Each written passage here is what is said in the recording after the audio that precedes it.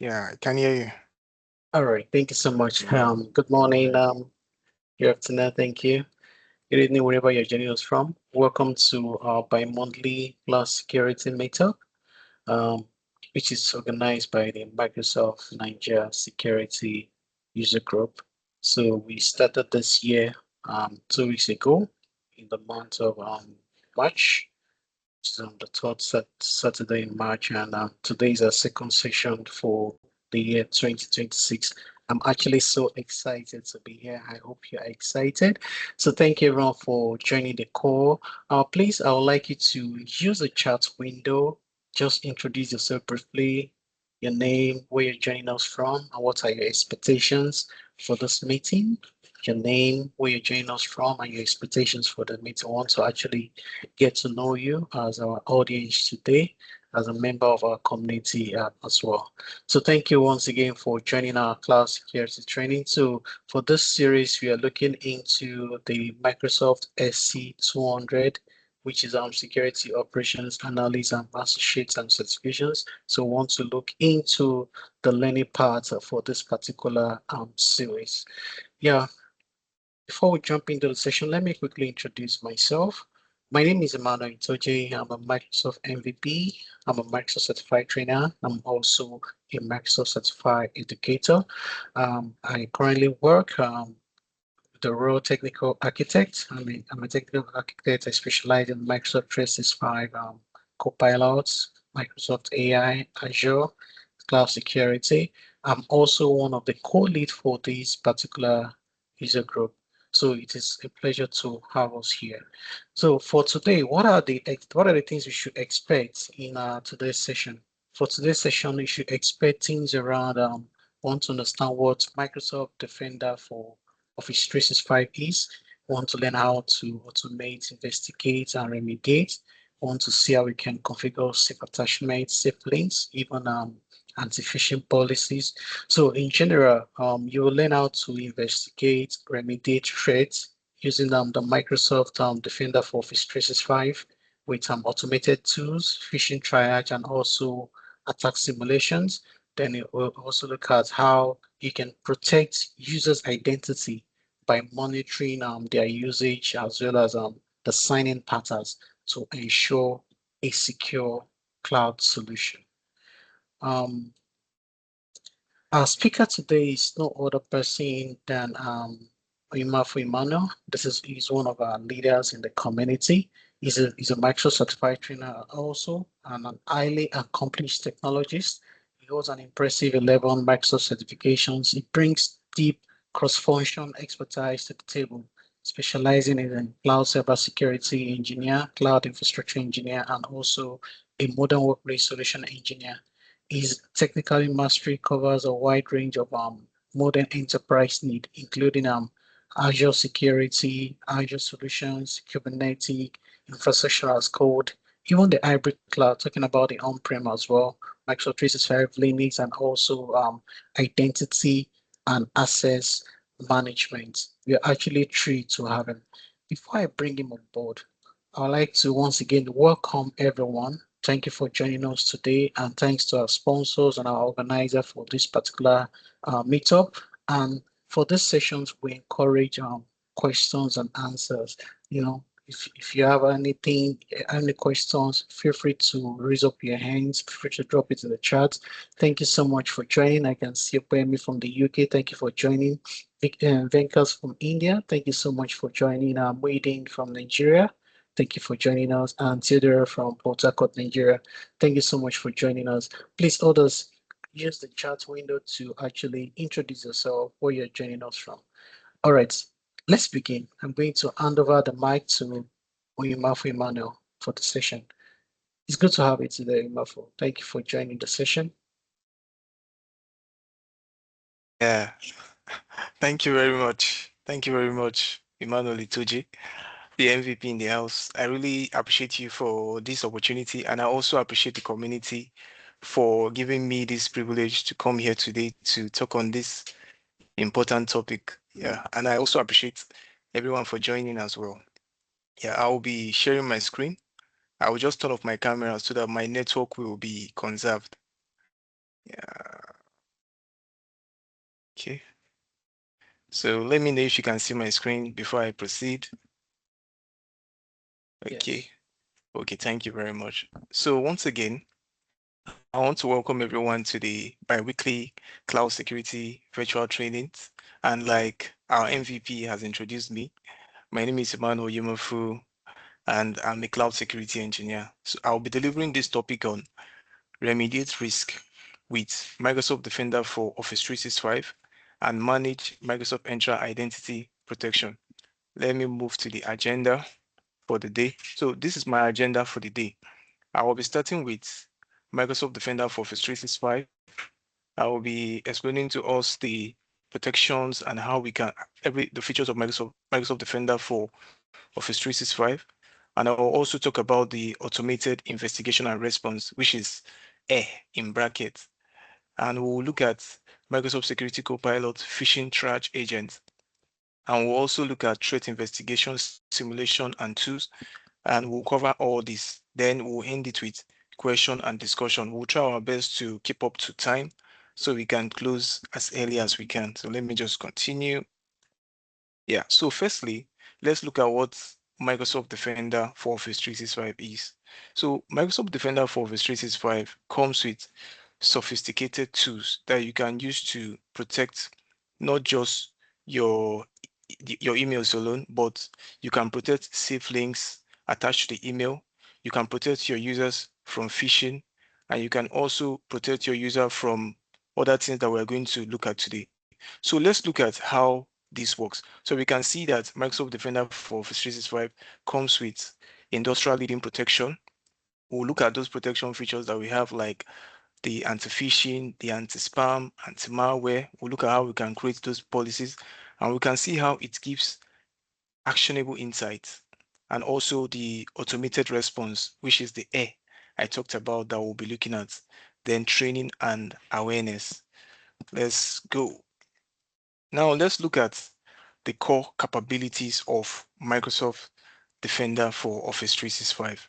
So it is an integrated defense for email and identity risk. We all know that most attempts to attack organizations, the attackers always try to use emails, phishing emails to come into the organization.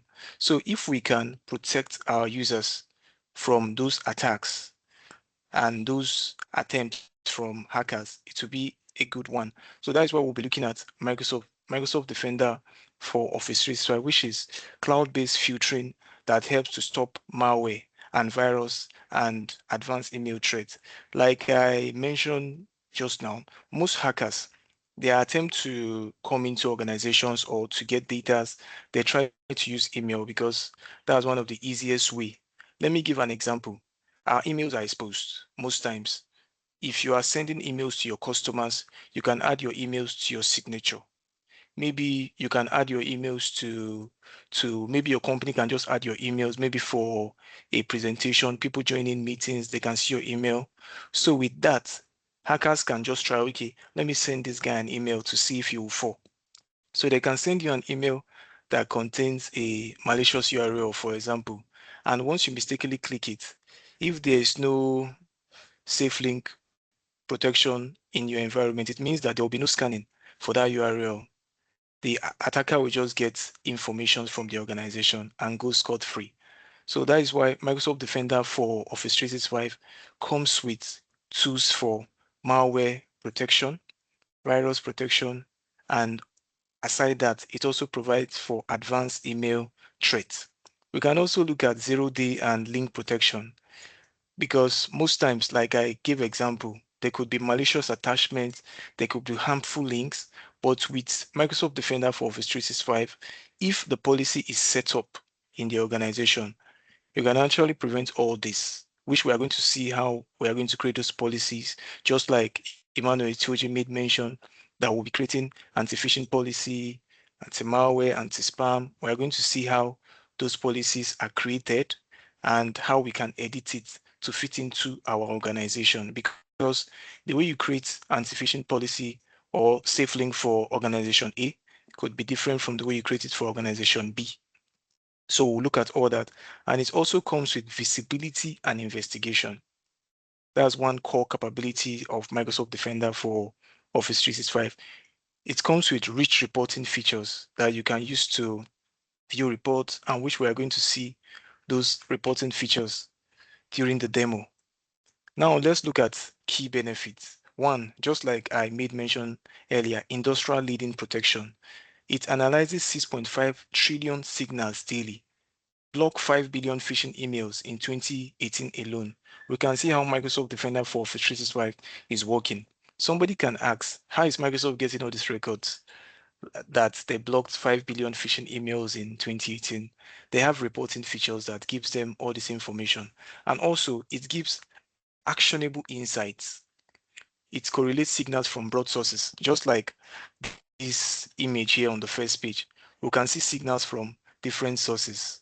We can see here we have a mailbox here, and we can see the other signals. But if we go to the demo, we are going to see how we can view all the entities that comes alongside with an incident, so that we can investigate it. So now we are now looking at the part of automated response. So this automated response saves organization from a whole lot of stress and money, because sometimes even the SOC analysts, those that work in SOC centers, they find it difficult to check for all these emails all the time to find out the ones that are really true or the ones that are not true, separating the true positive from the false positive. Those are issues most times in terms of SOC operations. But with automated investigation and response, which is A, it saves organization time, money, and resources in post-breach scenarios. Then when we look at the training and awareness, if you have the required license like Microsoft P2 license and E5 license, you have access to attack simulation training. So with this, you can actually run some attack simulation campaign. For little explanation of what that means, is more or less like you are trying to test your users to know if they are actually cyber ready or not in case of attack. You can just from Microsoft Defender portal create a link, create an attached simulation that contains a phishing URL and send to everybody in your organization. It will shock you that half of the organization may click on it, most especially if you now do it in such a way that you put the subject of the email, salary increase. You put something like that that will captivate them. At the time the thing just show in their notification, salary increase email, HR, they may not even bother to check if the email is actually the real organization email. They will just click on it. And as soon as they click on it, what happened next? They have been caught. And for that, you are only testing. Imagine it's real. Maybe it's actually someone outside that is trying to do all that, then your users will get caught.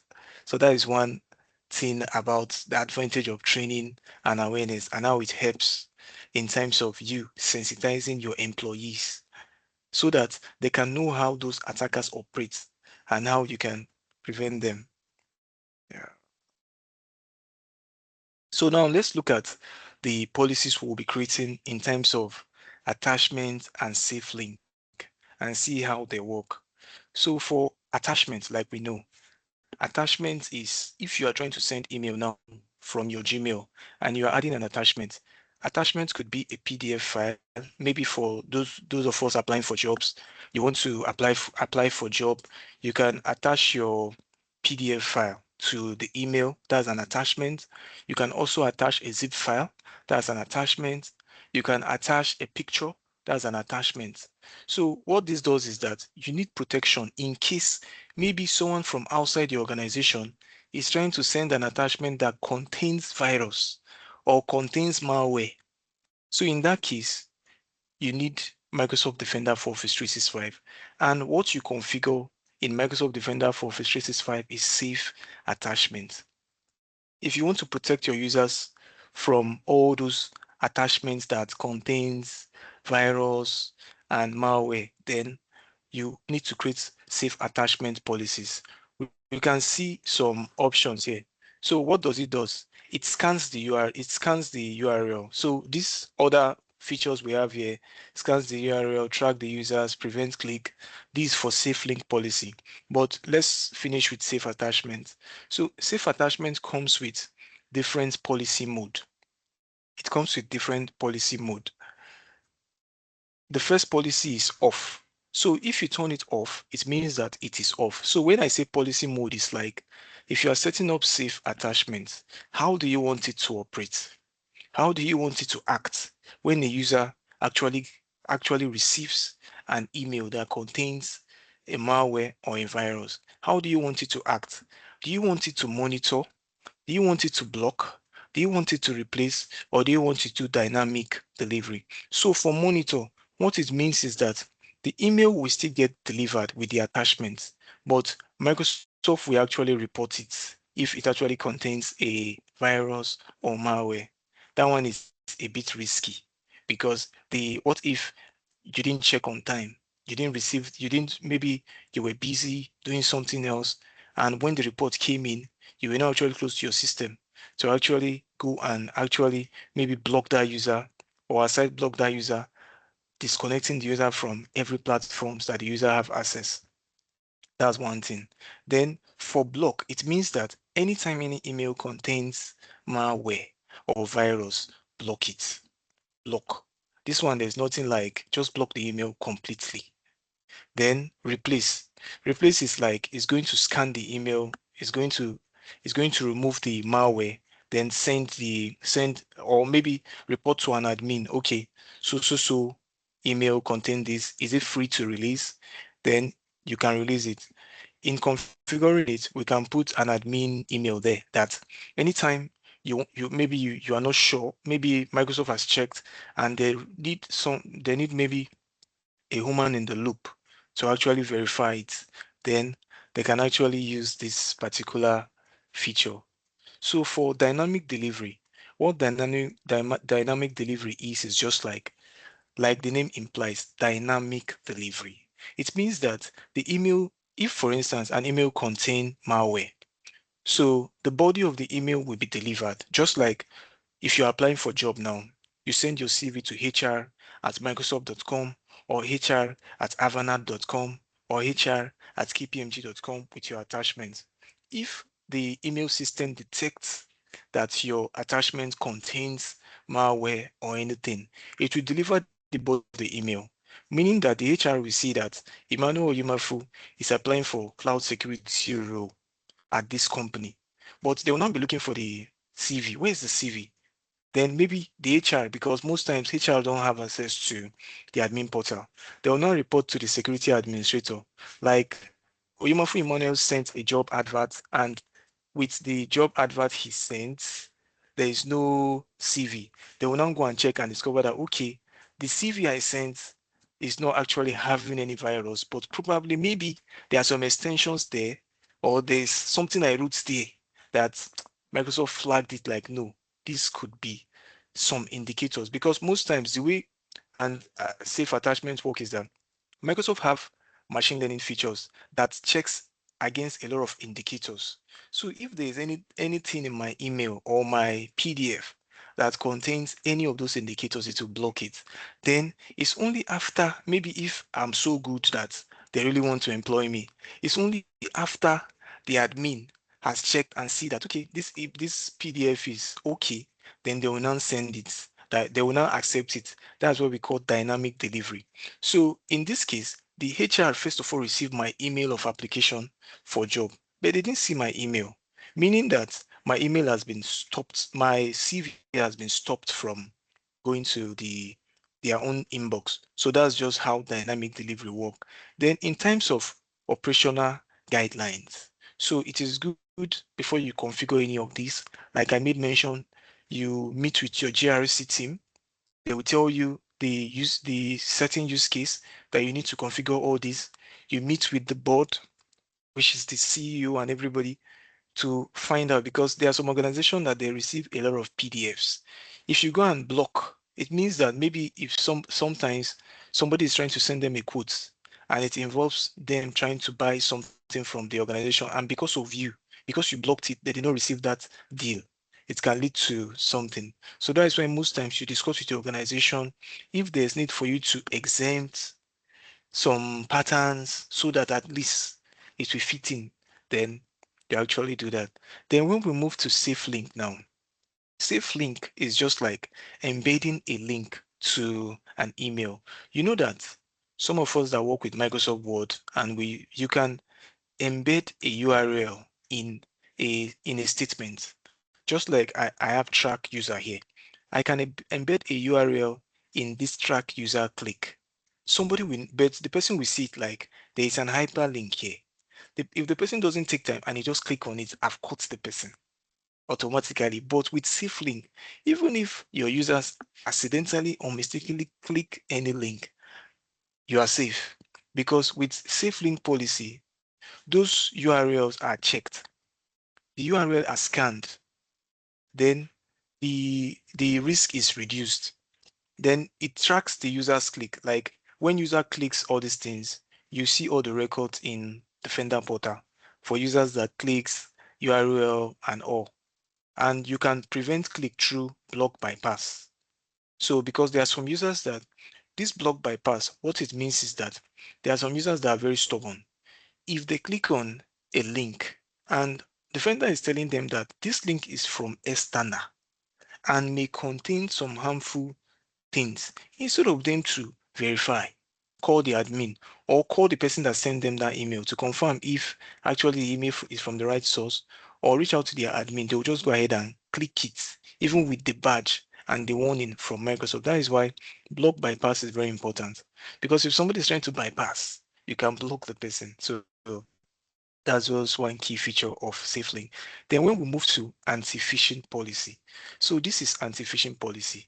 Maybe for instance, Emmanuel Itoje is the co-lead of the Microsoft Niger security user group. So an example of phishing is like Emmanuel now is somebody I respect so much.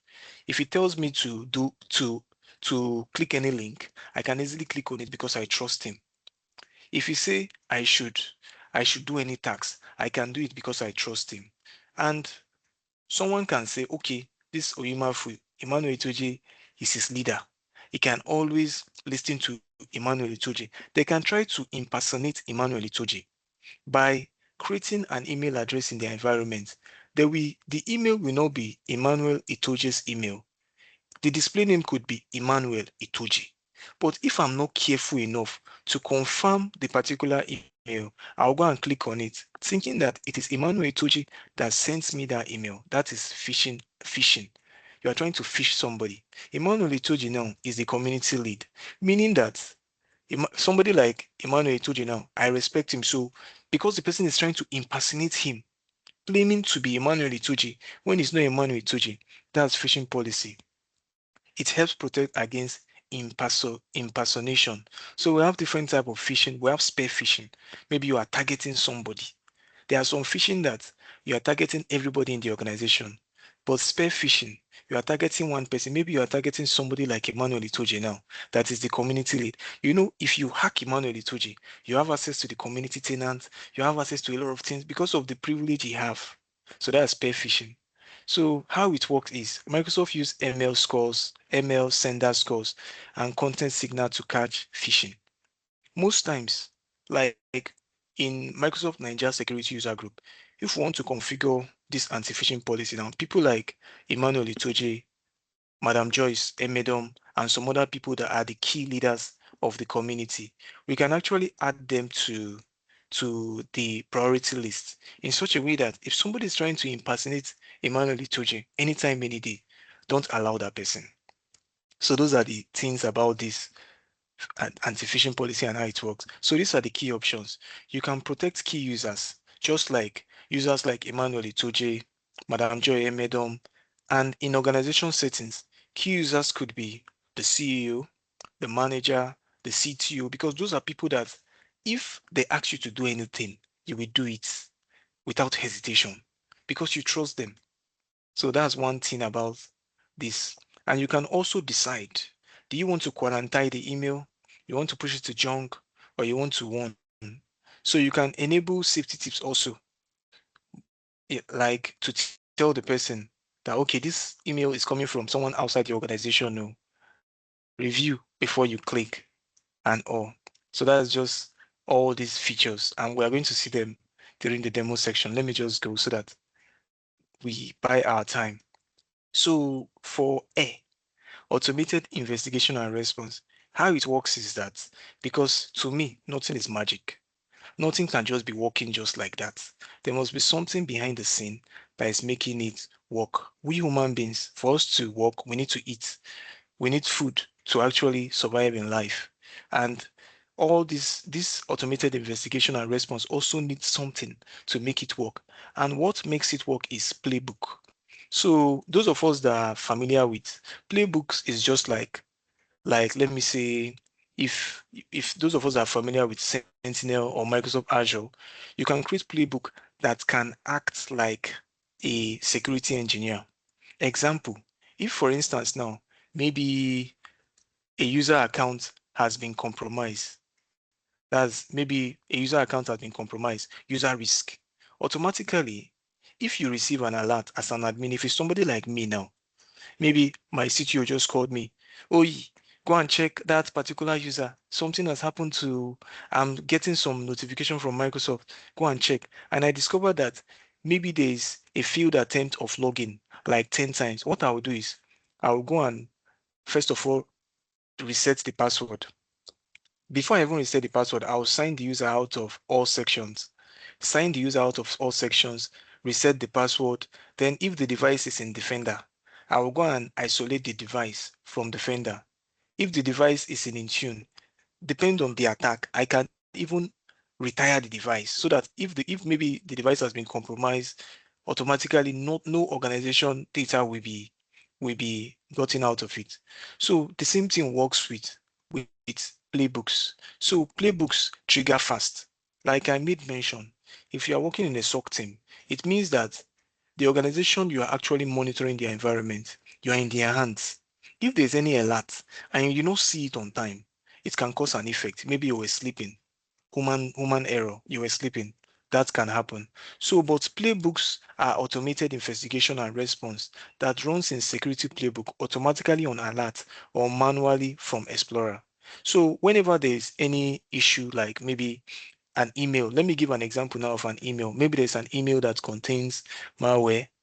With automated investigation and response, if it detect that malware immediately, it can maybe push, it can delete the malware, or aside deleting the malware, it can maybe send, if the email is actually a phishing email, it can send it to junk. That's automated investigation and response. If there was no automated investigation and response, it means that somebody like me have to be the one doing all these things by myself. So end-to-end investigation graph. So automated investigation and response gives you end-to-end information graph. It helps you build a summary investigation graph that reviews relationship across the threat. If, for instance, someone click an email, someone receive an email that contains a malware, and the person clicks it, and maybe the malware contains a script that the hacker want to run on PowerShell. And automatically, it means that from email, the hacker have moved to device, endpoint. It's no longer an email again.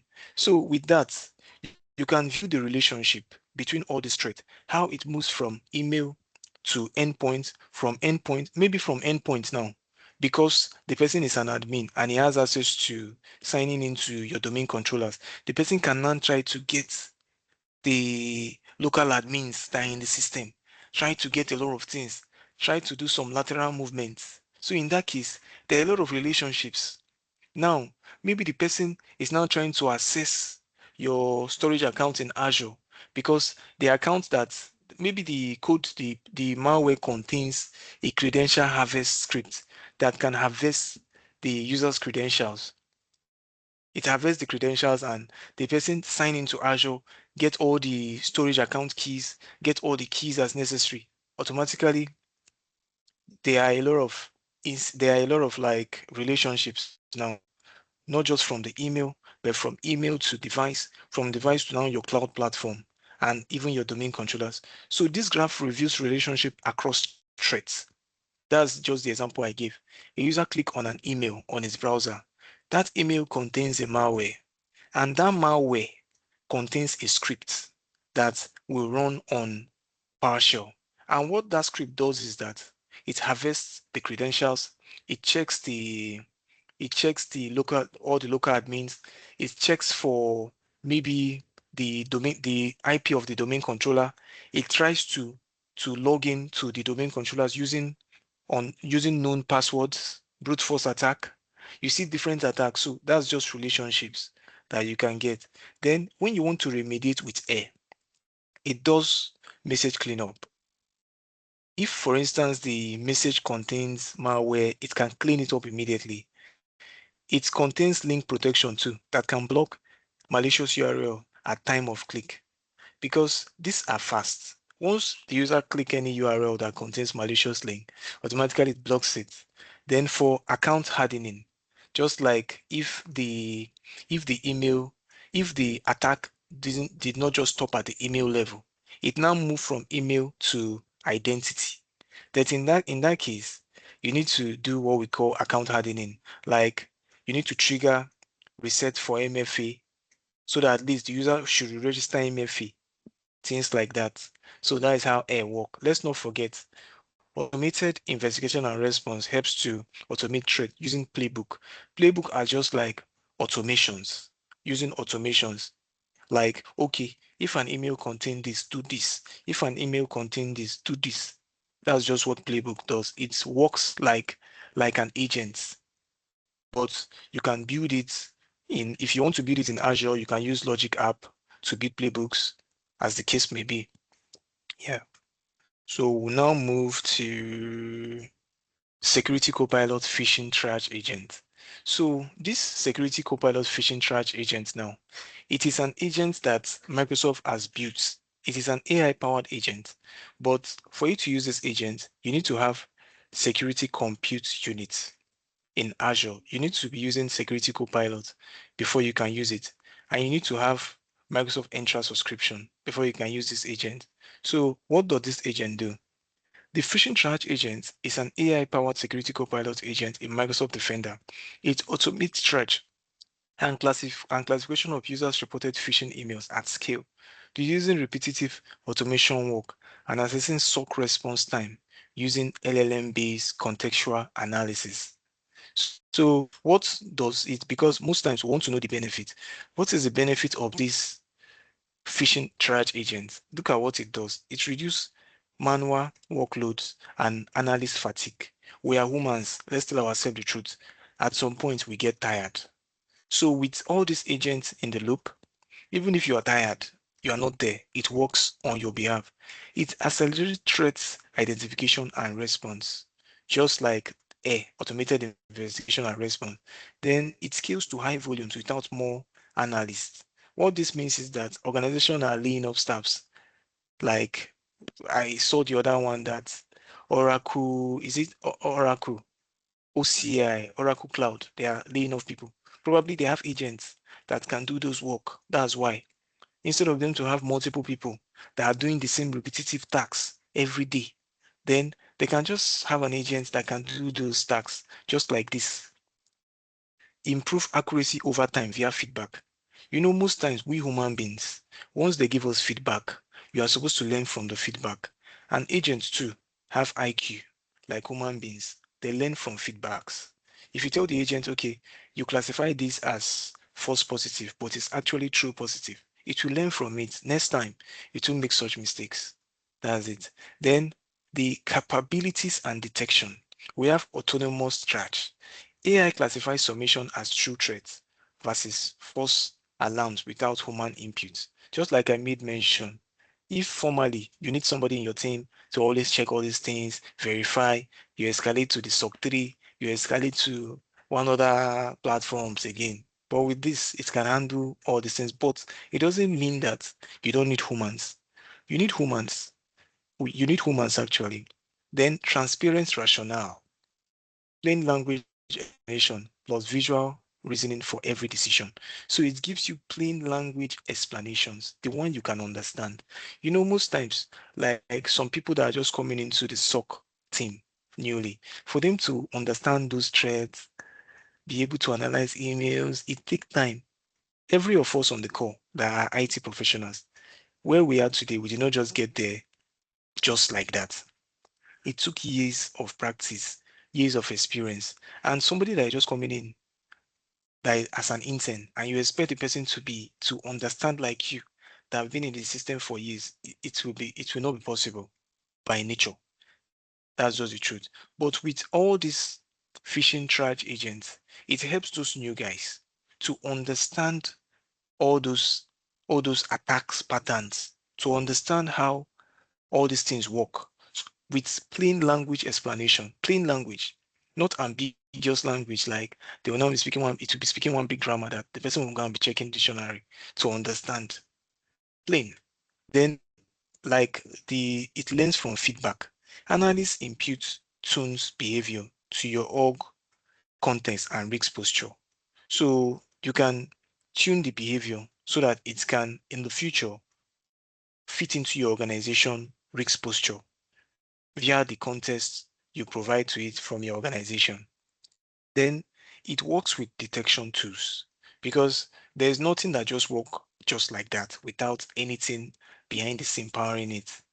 It does email content analysis, file and URL detonation, screenshot analysis, and it also works with Microsoft Threat Intelligence fields that contains a whole lot of indicators, thousands of indicators against known threats. So there was a time I was trying to work on threat indicators. So I asked ChatGPT, I say, please explain threat indicator for me in a way that even a child will understand. It now told me that I should see threat indicators like this. In my environment, I receive alerts of maybe IP addresses, file hashes, and the like. I should see threat indicators as a a platform that contains a lot of known IPs that are malicious, a lot of known IPs that are known for bad acts, a lot of known hashes that are malicious, a lot of known like domains. So if you connect threat intelligence to your environment, if there's any IP in your environment that is in that list of their own that is in the list of the threat indicators website, then it's going to flag that IP immediately. So if you don't have threat intelligence, it means that you'll be making research. For those of us that use MX Toolbox, you have to go and check MX Toolbox to check if the the domain name is under blacklist. But if you're using threat intelligence, automatically it will already know that this domain name is under blacklist and blacklist it immediately, flagging that it is threat. So that's just little explanation of threat intelligence. Any threat intelligence platform is a platform that has a lot of indicators of threats. We have them like file hashes, IP address, domain name. Those are some common threat indicators, and they have a lot of them. Yeah. So advanced hunting across security data. So you can actually do that. So now if we are looking at the threat investigation tools, we have threat trackers. It helps you check the critical items that needs immediate action. And you can track all these things. You can follow the trends and you can run saved queries. So, okay. So now, before we go to the demo, let's look at attack simulator.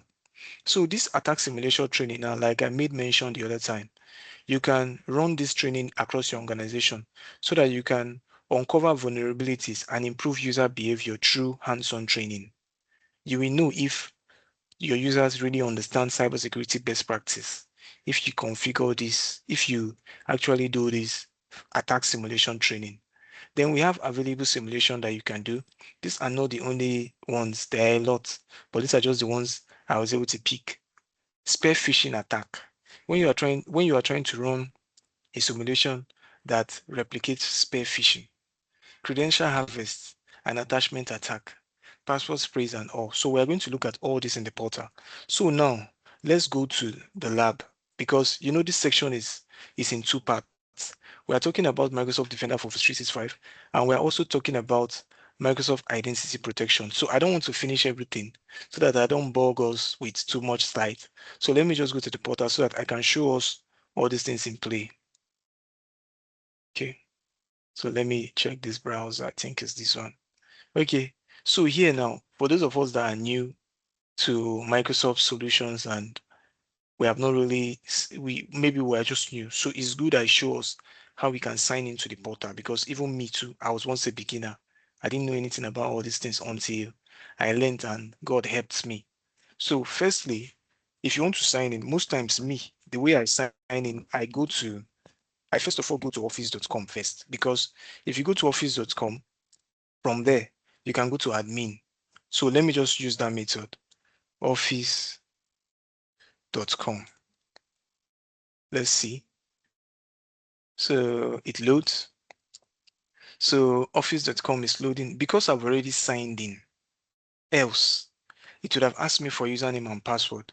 So if you are doing this for the first time, maybe you are just joining this call, you are new to Microsoft technologies, you need to actually have a license. What license means is that you will pay, or you can get a trial license for the meantime for like 30 days. Then you can now pay for it before you have access to the portal to manage things like this. So from office.com here, I will click on apps. So once I click on apps, it shows me all my apps that I use, like OneNote, Teams, Word, Excel, PowerPoint. But because I'm an admin, that is why you see admin here. Some of us that we use our organization email, if you see admin in your own, that means you are a privileged user. You are just a privileged user, like you have a particular role, like maybe global admin or SharePoint admin or identity admin also. That is why me, I'm also a privileged user. So that is why I have admin here. So I'll click on admin and wait for it to load.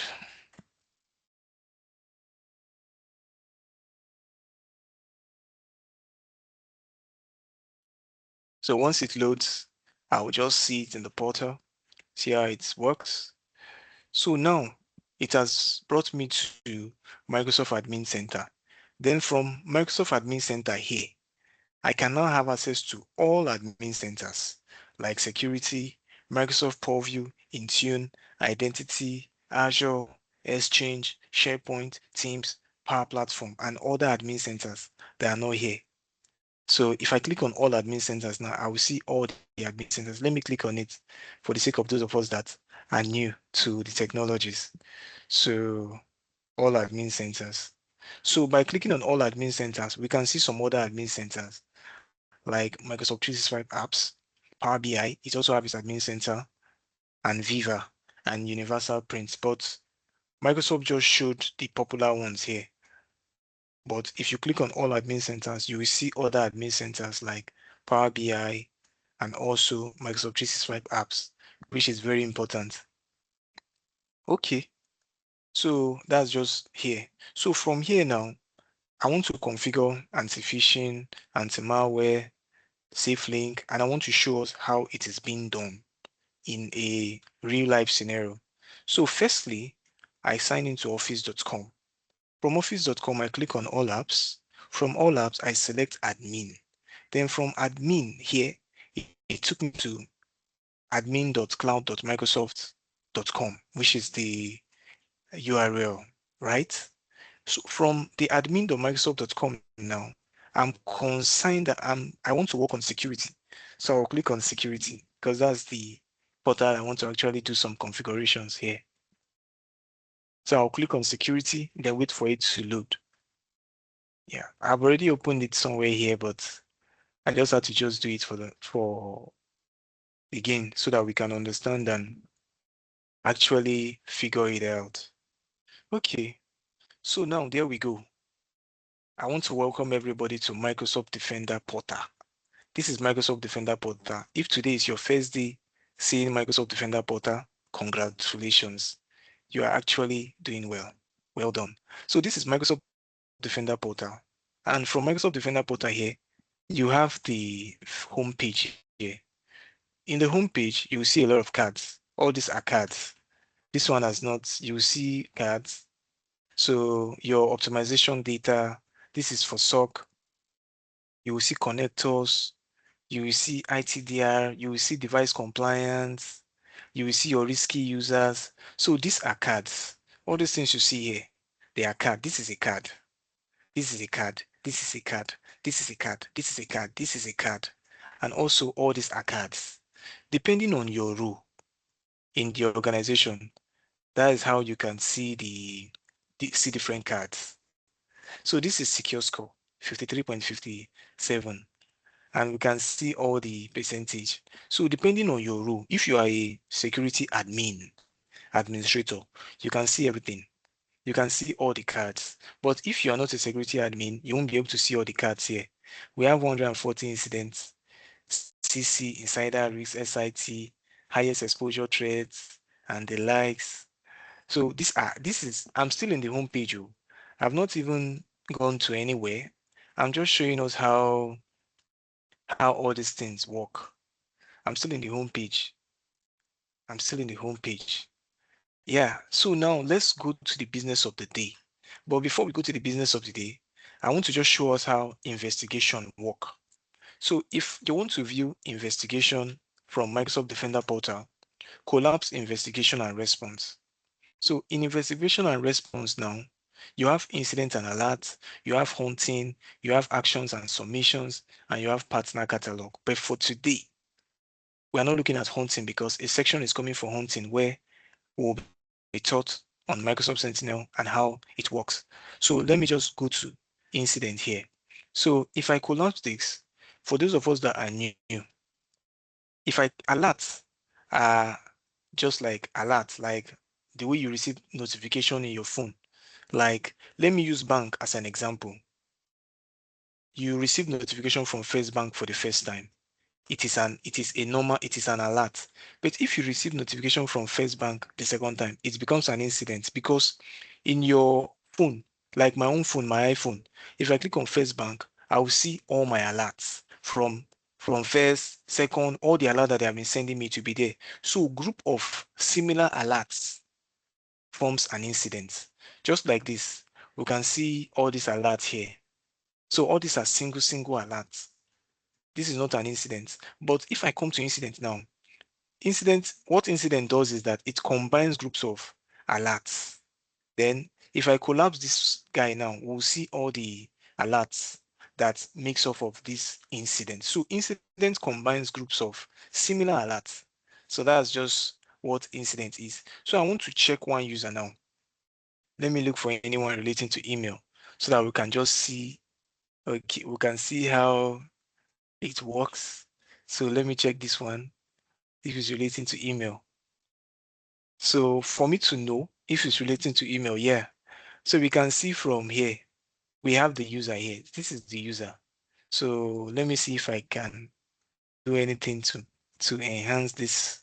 Okay, let me do this. So if I scroll down now, this is these are the entities involved in this particular alert. This is the user. If I select this user now, if I want to view the user details, I can view the user details. Let me view the user details. So it will show me the details of the user. So the name of this user is Success Jude. So that's the name of this user.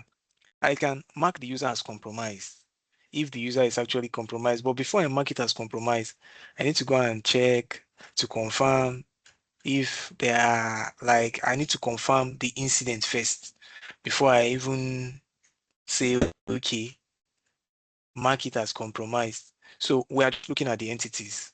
So let me go back. So in details here, if I select the messages now, I can view 5 messages. So let me view them. So the first message is Angela invitation to speak at WIPO Nigeria. Business domain name updates. Angela profile. So all these are the messages, the 5 messages that this guy received that prompted this alert, which is exploitation incidents involving one user reported by multiple sources. So a lot of sources reported this user. So if I uncheck this, it will ungroup them. So you can see. So if I click on group similar nodes, it will group them. If I say on group, so that I will even see, so that it will be clear to all of us. So from here now, if I zoom it, you will see those emails that, those 5 emails. See this, the first one, the second one was a test, the third one, and the fifth one. So let me go back to this guy, to group, so that you just show as group. So if you come to investigation now, you see that no investigation has taken place. Evidence, no evidence. But most times, if there is actually malware, you will see the evidence here. You will see the malware URL, you see the file hashes, you see those things. Then for the assets now, this is where you view the assets that comprise of that particular attack. So no device here, but there is a user. The user is mapped, which is success Jude. So he's mapped. So you can investigate threats like this from the alert. So don't forget, incidents comprises of several alerts. Several alerts makes up an incident. So if you go to activities, you will see everything here. These are the correlations. Severity change from medium to high. So all these are things that happened. Alert was automatically correlated to incident 90. All these are air. So you can view them like that. So let me check another one if there's any other incidents that actually have other features that we can look at. So which one should I pick? So let me check this one. Let me see. Let me see the incident. Okay, this one, nothing to display. So the first one we clicked on was actually the best one we can use for example. So this is a test environment. It is not a production environment. If it was a production environment, you have a lot of things that you can use to test. So you can see all the alert here, the sources, the service source. Like I was explaining on the slide, Microsoft Defender for Series 5 or it comes with features that connect those data to their sources. Like this message now is attached to this user. So you know who to check, you know the user to disable, you know the user to reset password. That's just the way this works here. So for collapse entity types, we can see that it's user and email. So that's just it. So I will just leave this now. So another thing I want us to look at is for action and submission. If maybe, for instance, you're using automated investigation and response in a production environment, you will see all the pending actions here that needed for you as an admin to do, like maybe move the mail to sub delete or the likes. So you have those features here to do. Then from history, you can also view the history, but because this is a production environment, this is not a production environment, it is a test environment. So that is why we are not really seeing anything here. So bear with me. Yeah, but if you go to Microsoft Learn, you will see a lot of a lot of videos or simulations that you can follow to actually do all this. Okay, now that we are done with this guy, let's go to the business of the day, which is email and collaboration. Remember, all the things I was talking about, anti-phishing, safe link, anti-malware, they all fall under email protection. So if I collapse email and collaboration, and that's where I will view everything. So let me start from overview so that it should not be as if I just jumped without showing us how it actually works. So let's look at overview. So we view details on email and collaboration, network, network. Okay, it's still loading. Let's see.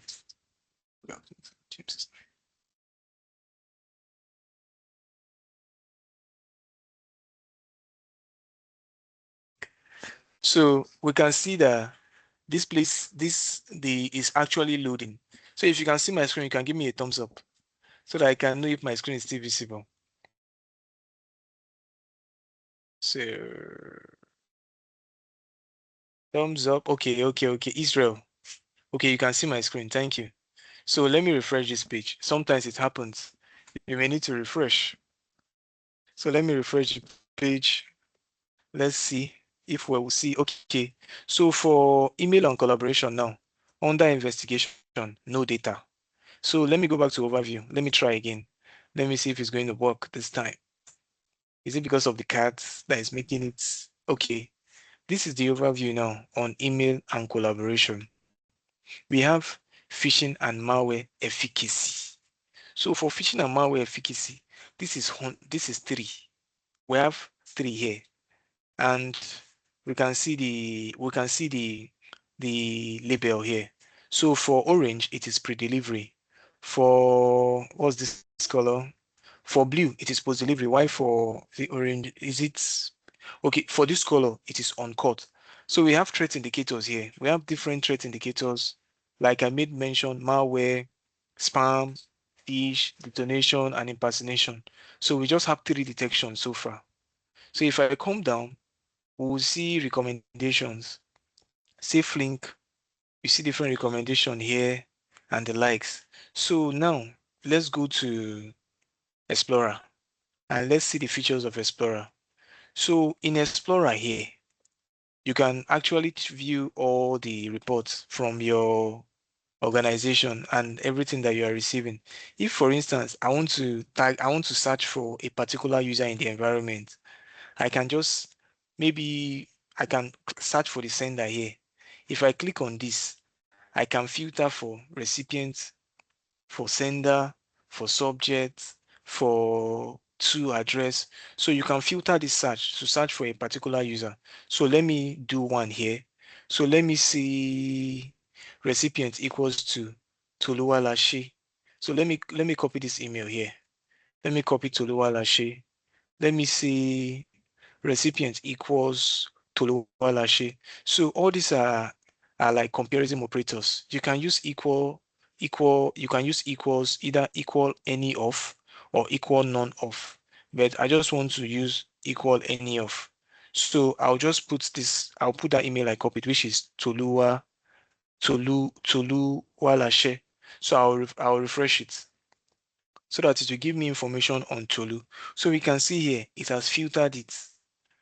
Now it's not giving me information on Tolu. If, for instance, it was my CTO that gave me that tax, go and scan Tolu, check. Go and check Tolu. I can just come here and check under under Explorer here. Under Explorer here, I can actually do I can actually filter to actually search for that particular user. So we have different tabs here. We have email. You can see all the email she received, and you can view the senders. All these ones are from Microsoft. At least they are safe. Then you can see the folder that it got delivered to inbox. If it got delivered to her junk, you will see it here. So if we go to URL clicks, you will see the URL that she has clicked. If she has clicked on any URL, you will see no data. Top URL, you won't see any. So for the top URL now, we can see the URL that she's visiting, portal.azure.com, twitter.com Azure. So you can see that this person is actually a very studious person that likes to learn. Everything about the person is Microsoft, learning, YouTube, Microsoft Azure, LinkedIn, Microsoft, everything Microsoft. So you can see top URLs. If you click on top clicks, you'll see the ones that she clicked, no data, then top targeted user and all. Remember, I'm searching for only Tolu. So I'll clear this filter now. So let me clear this filter, then just leave the recipient. Let me refresh. So you can clear. So nothing shows. So that's for Explorer.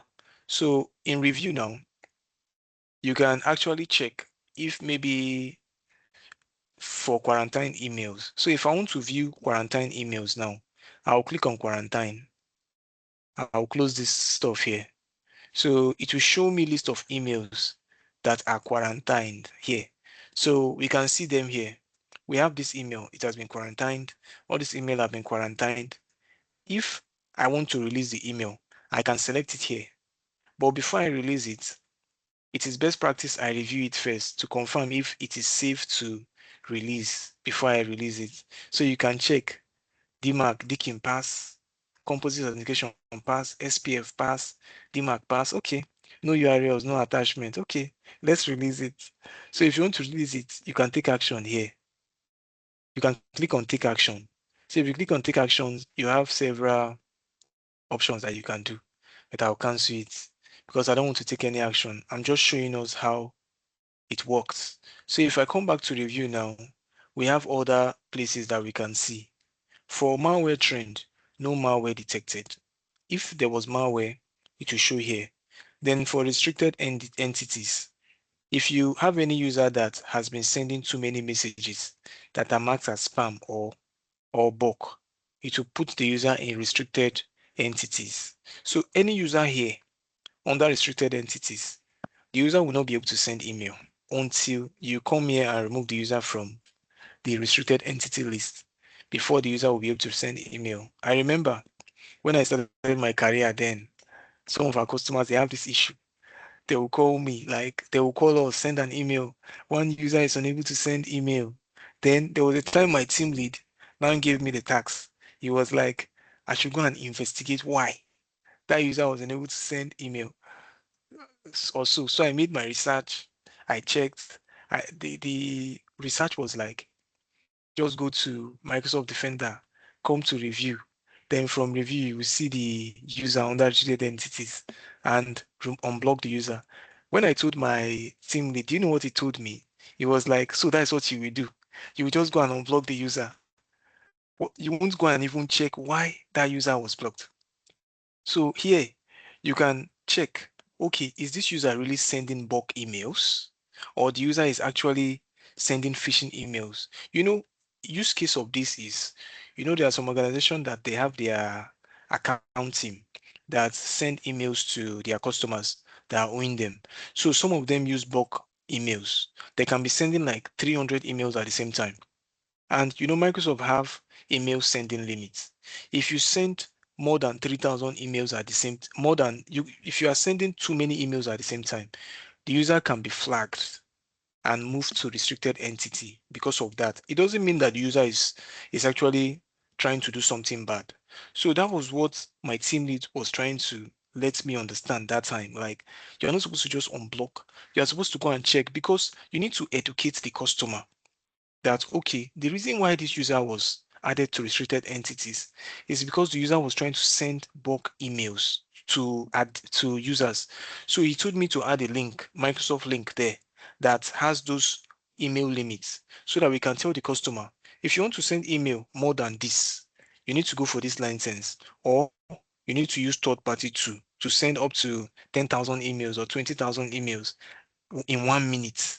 You need to do all this because there's limitation for that. So that's for restricted entities. So that was how I was able to learn that, okay, it's not just for you to just unblock. You need to also check, why was this user blocked? If you do not check well and you unblock the user without educating them, the person can do the same thing and will be blocked again. They will not say you don't know your job. So that is why it's good to check. So let's go to the next side, which is campaign. So this campaign is more or less like you can view campaigns, but like I made mention, this is not a production environment. It's not a production environment. It is just a test environment. So we may not really see real data. So for threat tracker, you can track threats from here. So let me just quickly round up before we move to identity protection. So for attack simulation training that I made mention of, this is where you can configure it. You can create attack simulation here that you can send to your users so that to know if those your users are really who they claim to be. You can be in a cybersecurity company and still send attack simulation, and most of the users will fall. Even in the IT firm, people will still go and fall and click those links and get caught. So that is why all these things is important. So if you want to configure it, if you come to simulation now, you can click on launch simulation. So if you click on launch simulation, you can pick among the simulations that you want. Do you want to do for credential harvest? This is trying to make your users click on an email that can harvest their credentials. Do you want to do malware attachments? In this type of techniques, a malware actor acts create a message with attachment added to the message. When the target open the attachment, typically some arbitrary code such as macro. So this is how those guys work.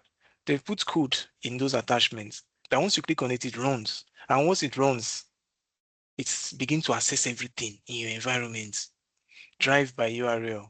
So these are simulations that you can test. But remember, you need a particular license, like the enterprise license, and you need premium P2 license to actually do all this. You can also check to confirm. Microsoft might have changed it, but so that is how you create. So if you are done, you click on once you click on save and close, then you do next. Let me go for malware attachments.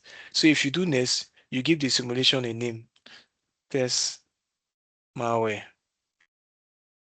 So description is good so that in case you are not in that organization, the next person taking over from you, we know what you did and why you did it. Testing malware. Testing malware simulation. So I'll do next. Then here now you can configure global payloads that you want to use. You can use adopt file encryption. You can select HR notification. So most times anything HR that involve money, people like it. You can just use money to lure them so that once they click on it like this, because anytime people hear, they won't increase my salary, everybody will begin to like, thank God, oh, because we all need money. So we can add user here. So you can target the users you want to add also. So you can just select them. But we are not creating this policy. I'm just showing us how it works. So you can add your users also. So if you do next now, but we need to add users. So let me add one user first. Or let me just say include all users in my organization. But it is not the best to run it because it will not be good if you are testing your CEO. Imagine you are sending your CEO a phishing link. You know what that means. So you have to exempt people like that, people that are important in your organization. So that is why it is good to use include specific users and groups. So you do next. Then the training, you can choose users or group to exclude. So if you select all users and you want to exclude, you can click on the checkbox here so that you can exclude users. If I click on add user to exclude now, you can now select the user that you want to exclude. Then you exclude the user. But let me just close this. Let me apply it to everybody because this is a test environment. So uncheck exclude, do next. I can now assign the training. Assign training for me. Select training courses myself. So most times it's better you assign the training instead of allowing the user to select training because these are end users. They don't know all these things. So it's better you let them select it themselves instead of you to it's better you select it for them because they don't know. So you don't need to allow them to actually configure it that way. So you can select the user notification. If you want to select end user notification preference, you can say Microsoft default notification. So most times I prefer using this Microsoft default notification. It's even recommended. You can choose the delivery method, deliver after simulation end. So you can just configure it. So most times what I would advise you to do is that if you want to configure this policy in your organization, go to Microsoft Learn, check it. I'm just trying to explain to us the use case of this policy and how it works. So I'll just click on cancel. Then I'll now move to policy and rules, which is where we are going to see threat policies. So we have alert policies. So like this policy implies alert policies. You can create alert policies that alert you when there's any threat in your organization. So in this case, if you want to create, you can just click on new to create an alert policy. But from here, we can see some alert policies here. Email messages removed after delivery. Microsoft will notify you. All these are system policies. These are custom policies. These custom now are the ones you created. Anything custom, you created it yourself. So if you want to create new policy, you click on new, then you give the policy a name, you select the option, you select the category. So the category you select determines your next settings. So if you select mail flow, the alert settings will give you settings for mail flow. So that is just to create alert settings. So I'll cancel, then I'll move back to policy and rules so that I can show us anti-malware and anti-phishing. So here, Microsoft have what we call preset security policies.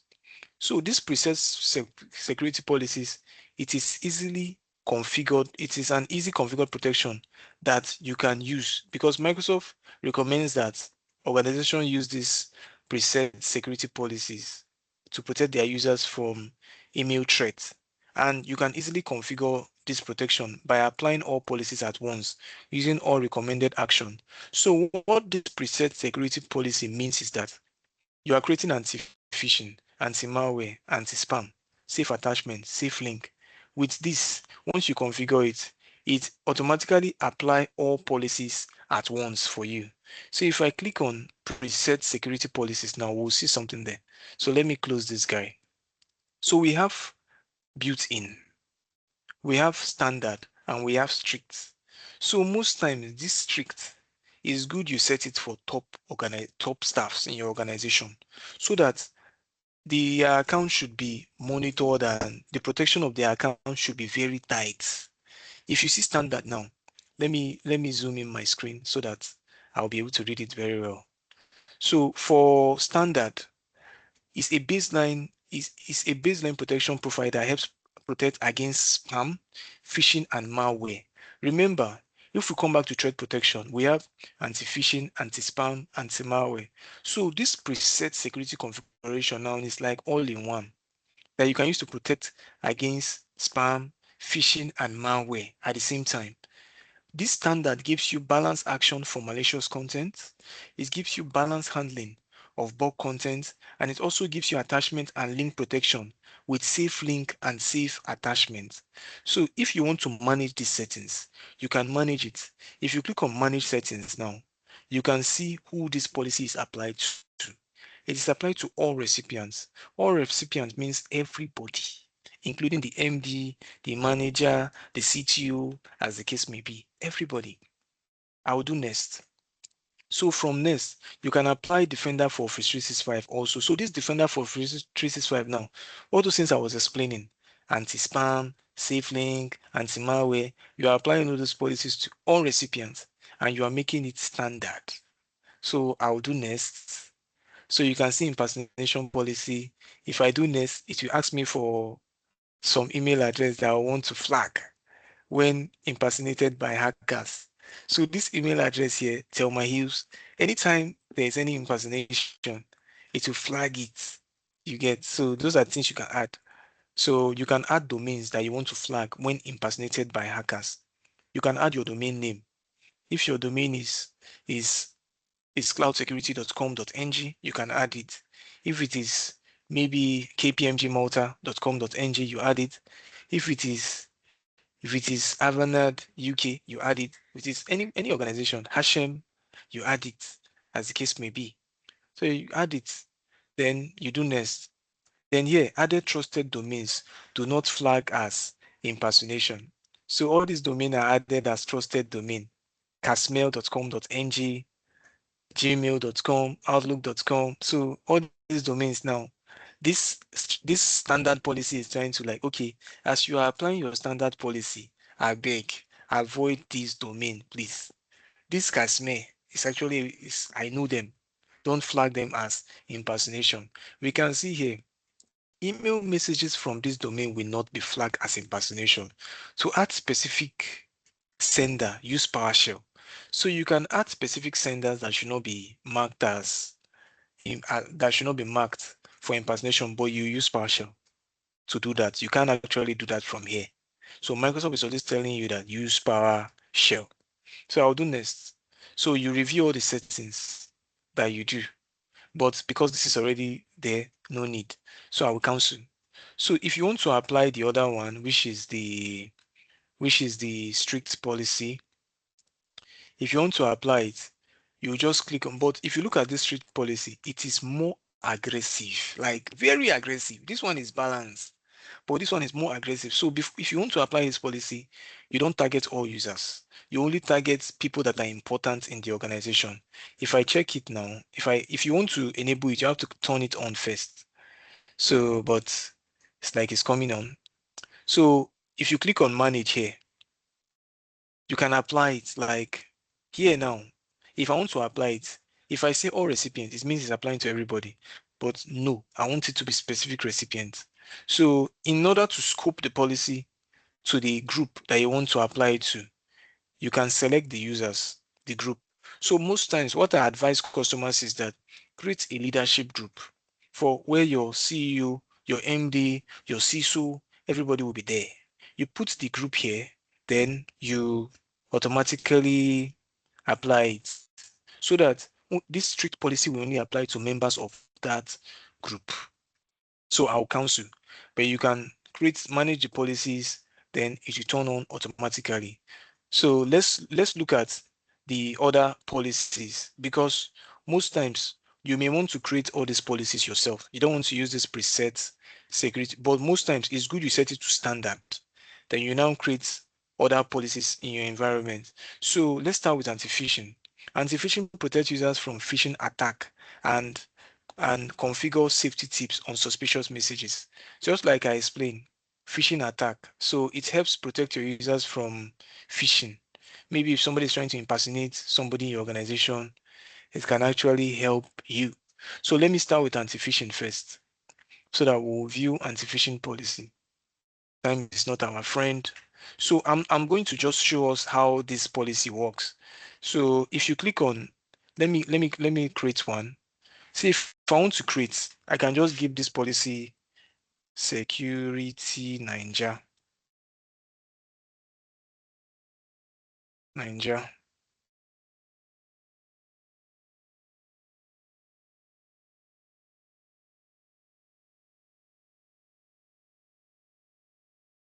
So I'll do next. Then here now, let me just target only myself, Oyimafu. Because if I target everybody now, that means I'm targeting everybody. So let me target myself so that if anything happen, I'll be the one that will face it, not everybody. So for phishing tracehold now, this is where you can set the phishing to be aggressive. So if I increase this, this is standard. So if I increase this now, it's number 2 is aggressive. If I increase it, more aggressive. If I increase it, most aggressive. So because it's me, let me leave it in most aggressive. It's fine because it's me. So for impersonation, enable user to protect. So user to protect now, you can enable users to protect in your organization. So if you click on this checkbox, you can add up to 350 internal and external users. So you can't exceed 350. So those of us preparing for exams, these are the things you need to take note of. They can ask you all these kind of questions. So if I check this box, I want to select users to protect, just like I made mention in the slide. So I want to protect one user. So let me protect. So I need the one thing with this, I need to go and be looking for the email. Okay, let me use Thelma or let me use Casimir.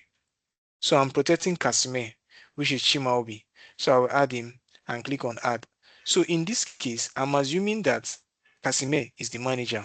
So anytime somebody is trying to impersonate Casimir, like it won't even work because I've added him to enable users to protect. Then you can also enable domain to protect.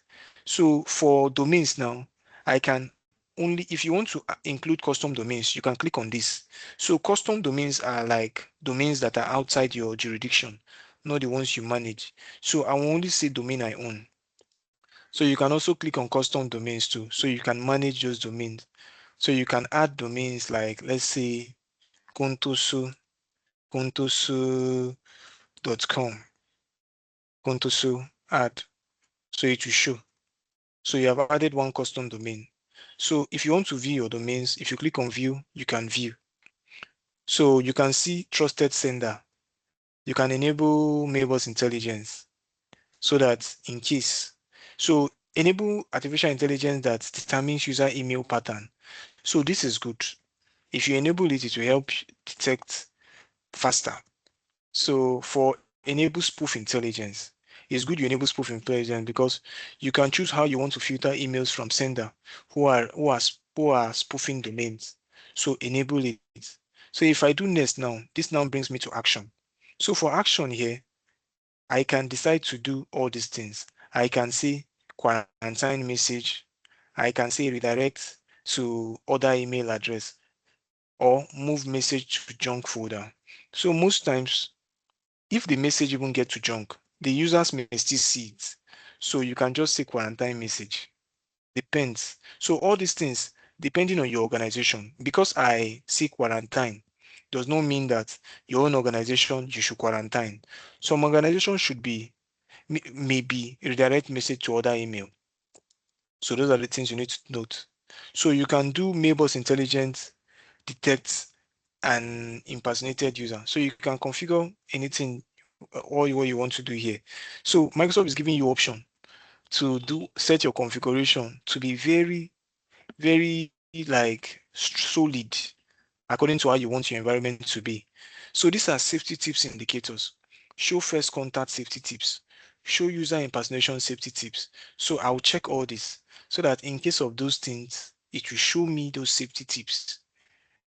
So you do next, you click on submit. So you have just created an anti-phishing policy.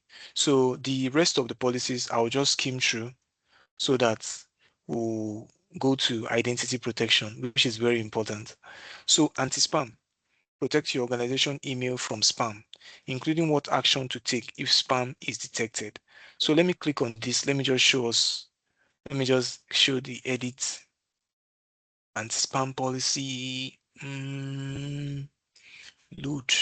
Okay, this is anti-spam policy. So here now we can see that the standard preset policy is turned on here. So here, let me just check. Let me edit this policy here. Let me edit it. So you can see the anti-spam inbound policy here. Bulk email threshold 7. So you can see the policies here for anti-spam. So if you scroll down now, you can see the actions. Move message to junk email folder. Move message to, these are the actions now that the admin have configured. So depending on your organization, that's what determines the action you configure. In terms of anti-spam, you can also add allowed domain and allowed senders. So if you edit it now, you can manage senders, manage domains, as the case may be. So I'm just showing us the already created anti-spam policy so that we can actually use it to learn. So let me just close this guy so that I can run the stuff. Okay. So for the threat policies now, let's move to anti-malware. I think have I checked anti-malware? Okay, no. So this is anti-malware, and this is the default anti-malware policy. So let me edit it. So we can see the default anti-malware policy here. So let me click on edit. So we know that malware contains some attachment filters like .apk, .ani, .bat, .cap, .cmd, even .py. So you can use, as the case may be, depending on your organization. So you can do anyone you want to do. So from here now, you can the quarantine policy now. You can say admin only policy. So you can quarantine the message. So you can notify admin. So these are settings that you can configure in terms of anti-malware. So let me just go back to threat policies and come to safe attachments. Yeah. Safe attachments now. Let's look at the settings for safe attachment. So this is the built-in setting. Okay. Let's create one safe attachment policy. Let's say MS Ninja, MS Ninja, then test policy.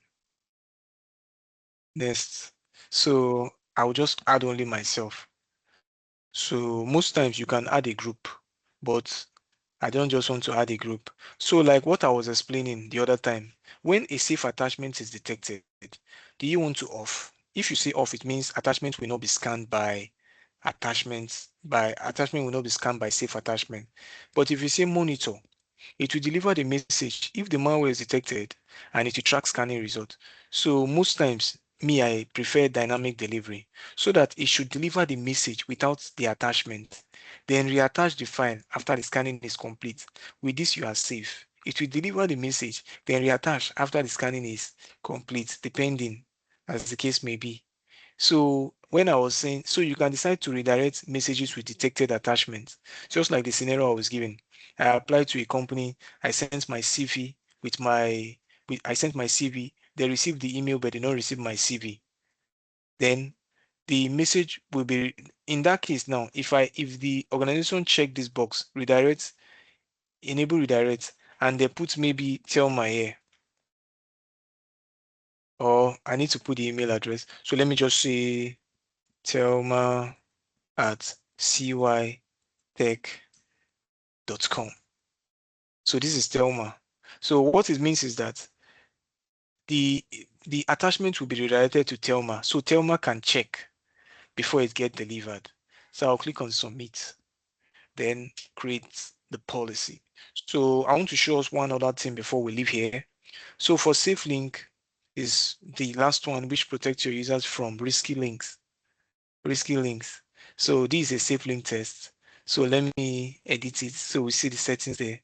So you can turn it on for different workloads, like for email. You can turn on safe links for email, for Teams, and other workloads. So you can just check it here. So you can edit the settings to track user clicks. So if you turn on these policies, that means anytime users click any link, it will show you here. So that's for safe link. So I will close this safe link policy, then show us one last thing on the portal. So all these ones are rules that you can configure. If, for instance, you want to block an organization from sending emails to your organization, you can block the domain here. If you click on tenant allowed block list now, it gives you opportunity to add particular domains. You can block them. You can block IPs. If you have some indicators of compromise, like file hashes, you can block those hashes so that if in the future somebody send anything containing same hash, it will block it. So that's for tenant allowed block list and the likes, advanced delivery. But there's one I want to show us, which is configuration analyzer. So one thing I like about this configuration analyzer is it gives you recommendation according to what you have in your environment, and which is good. Because if you look at this configuration analyzer now, you can see some settings here not started.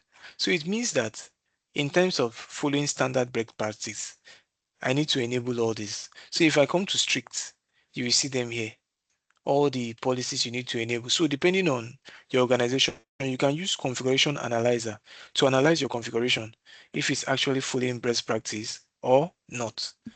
So that's just configuration analyzer.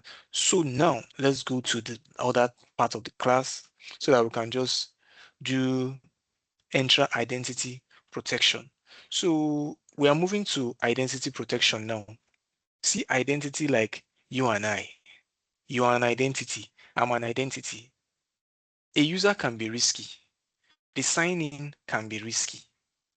The apps, the workload also can have a risky sections too. So we are going to understand identity protection and how it works. So let me go. So this is the service overview and capabilities of what is Microsoft Entra Identity Protection. Microsoft Entra Identity Protection detects, investigates, and remediates identity-based risk using 6.5 T signals per day, 6.5 trillion signals per day.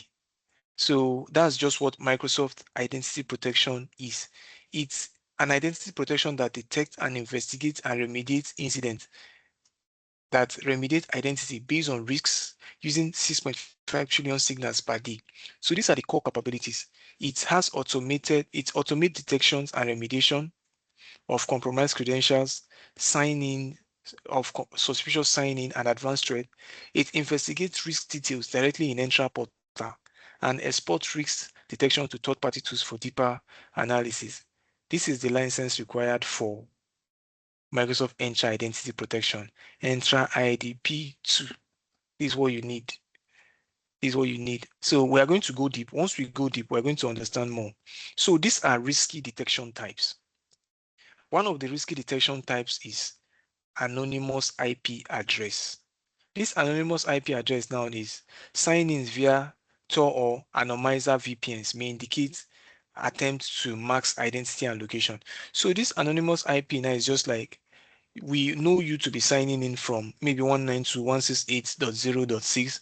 Before we now see that you are signing in from one IP that is in Canada and you are in Nigeria. I saw you yesterday and you are signing in from, I'll be like, is it not this person that came to the office yesterday? He's signing in from there. So those are anonymous IP address. So with Microsoft Entra Identity Protection, you can protect your users from risky detections like anonymous IP address, typical travel. You know, there are some travels that are impossible. Maybe, for instance, you work on site in your office. Your MD just came to your office and greeted you. Una good morning, no. Abi, I don't know how they greet in your own organization. Una good morning, everybody, good morning. Then the next thing as the admin, you check sign-in logs. You discover that your MD signed in from Hong Kong or from Indian. You should know that that's not possible because you just saw your MD now. Your MD cannot just greet you this minute and the next thing she's in Hong Kong. It's not possible. So that's what we call it's a typical travel or impossible travel. So it is not possible. That travel is not possible. You can have those detection types. So unusual signing in location versus recent history can signal unauthorized access. If, for instance, you configure identity protection in your environment, your MD that signed in Lagos, she's in Lagos, automatically she's in Hong Kong, it will block the signing depending on the policy you configure. So we have leaked credentials. So these leaked credentials now can be categorized with sign-in, can be categorized with sign-in risk when maybe someone is signing in and the credential is leaked. So valid credentials found publicly or on the dark web suggest account compromise. So that means the account is compromised because the account has been found in the dark web. So those of us that use dark web or go to dark web, you know that if you want to access dark web, you have to use a lot of protection for yourself. Because if you don't protect yourself, you can even get hacked in that dark web too. So those are the things. So these are risk retention type. Password spray. So this password spray now is when attackers try common password across many usernames to gain access. So password spray is just like you get Emmanuel Itoje's email now, and you are trying different passwords. Different passwords. That's password spray. You are trying common known passwords to try to access his mailbox or his account. Then we have Entra Threat Intelligence. It uses internal and external intelligence to identify known attack pattern. Then malware link IP. Signing from IP associated with malware activities are flagged for investigation. So there are lists of IPs that are associated with malware activities. That is why most times threat intelligence is very important because threat intelligence has those IPs that are known for malware activities. It has those domains that are known for malware activities and it can flag them for investigation. Then we have unfamiliar properties. So unfamiliar properties are unusual device or browser properties during signing that may indicate risk. Imagine now, in my organization, I know nobody is using BlackBerry. I now discover that even if I've not seen BlackBerry for like 5 years now, imagine I now discover that somebody is signing in with BlackBerry. That's an unusual device. BlackBerry was since when I was in my school days that I used BlackBerry. I was forming big boy then, like BlackBerry is one, but today now nobody even talks about BlackBerry again. So those kind of devices that are not popular like that. So those are unfamiliar device and it can detect those devices. So we have suspicious forwarding. It automatically forward rules created without user knowledge can signal compromise. So there are some rules that you are forwarding. So all these are risky detection types. So let me just go. So we have risky policies and MFA. So you can use identity protection readiness to confirm user risk policy. So these are identity protection readiness. So like I was explaining, user risk policy now detect likelihood that a user account is compromised based on a typical behavior. So we saw some of those behaviors here, like typical travel, unfamiliar properties, and the likes. So this is user risk. Detect likelihood that a user account is compromised based on a typical behavior. Microsoft recommends setting the threshold to high for user risks. While for sign-in risks, it detects suspicious accounts during sign-in. Microsoft recommends setting the threshold to medium. So if you set this one to high, there may be a lot of true positive. There may be a lot of false positive. That is why it's good you set it to medium to avoid too much false positive. Then, if for instance you are using automatic remediation, sometimes a user account can be marked as a risky user and the user is trying to work. You can do your setting in such a way that users can auto remediate their account. So if you want users to auto remediate their account, there are some settings you need to configure, like MFA registration policies. It ensures that all users register for MFA before risk events, enabling and self-remediation without admin intervention. MFA adds a second verification layer. What this means is that if, for instance, me and Emmanuel Itoje were working in the same organization, and for some reasons I'm signing it. This sign-in policy is more or less like maybe me myself. Maybe that day I attended a birthday party and I drank maybe my friends told me that it's wine. I don't know that it's alcohol. And maybe I'm not actually myself. And I forgot my password.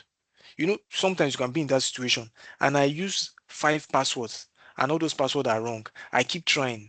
My accounts can be marked as risky account. And maybe I now contact Itoji. That me and Itoji were working in the same organization. And maybe Itoji has traveled. And where he is, there's no network. He can't do anything. So that is where this self-remediation is important. So that me now that I've forgotten my password, I've been trying wrong password, then my user account is now blocked because of the rule that we configured. In that case, with self-remediation, I can auto-remediate myself. But for me to do that, MFA needs to be configured. So that is why MFA registration is very important. So we have risk threshold practice. So high threshold, fewer user interruption, but medium no risk could be mixed. So if you put it in high threshold, so fewer user interruption, so it will like interrupt users, but medium and low risks will be mixed because it's high. So anything medium or low, it won't capture it. So that is why it's good you set medium, depend on the use case sha. So lower threshold, stronger security posture, but more user interruptions. So always exclude emergency account, break glass account. So this is very important. Anything you are configuring, always exclude your break glass account, which is the global admin account, from those policies you are creating. So let me go. So now we now look at monitoring, investigation, and remediation. So Microsoft gives you reports for a report that you can view your risky users, your risky signings, your risky detections, and these are remediation auto remediation you can do. Self-remediation policy. This combines MFA plus SSPR. So MFA stands for multi-factor authentication. So what multi-factor authentication is like you are trying to sign in now. You provide your email and your password. That is single factor. But multi-factor means after providing your email and your password, you are still asked to provide a PIN that have been sent to your phone. In that case, you are using multiple authentication methods. You are using password, you are using you are using phone call, you are using email, you can be using authenticator app. So that's multi-factor. Then SSPR is self-service password reset. So what self-service password reset is, just like the name implies, self-service password resets. It means that a user by himself can reset their password by themselves. Yeah, that's what it means. So if you want to do risky user remediation, then you need to configure MFA plus SSPR. So manual password reset, you can force password change, you can dismiss user risks, and you can close risk detection manually.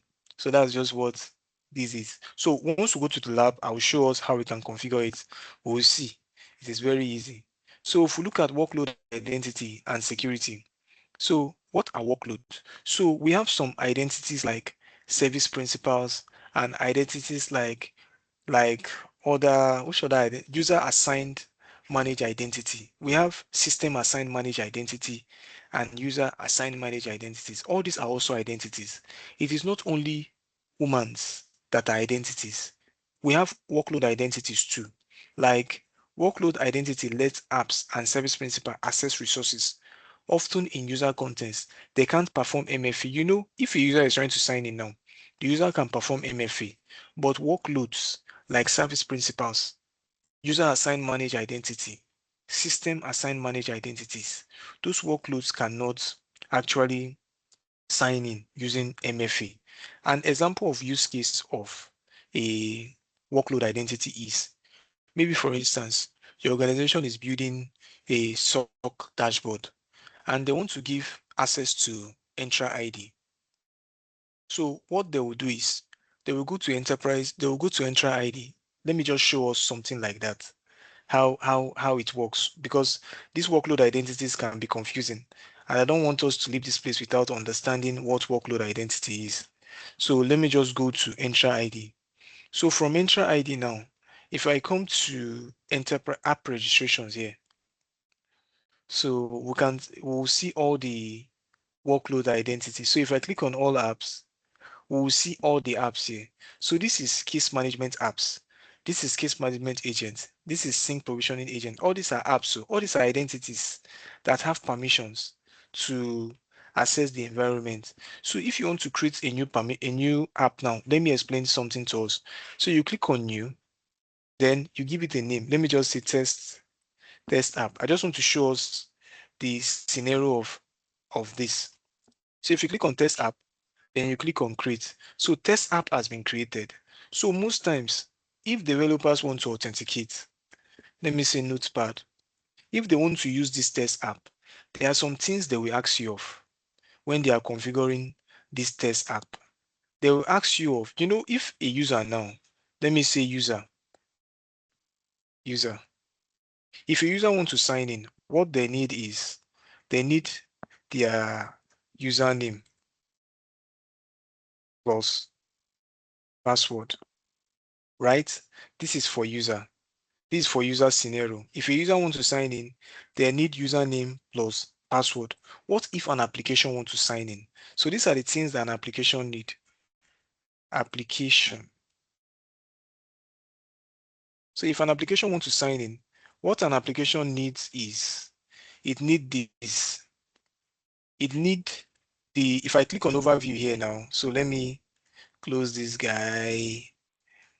Let me go back to the app we created. I just want to show us because most times seeing is believing, so that it will be easier for us. So where is this test app?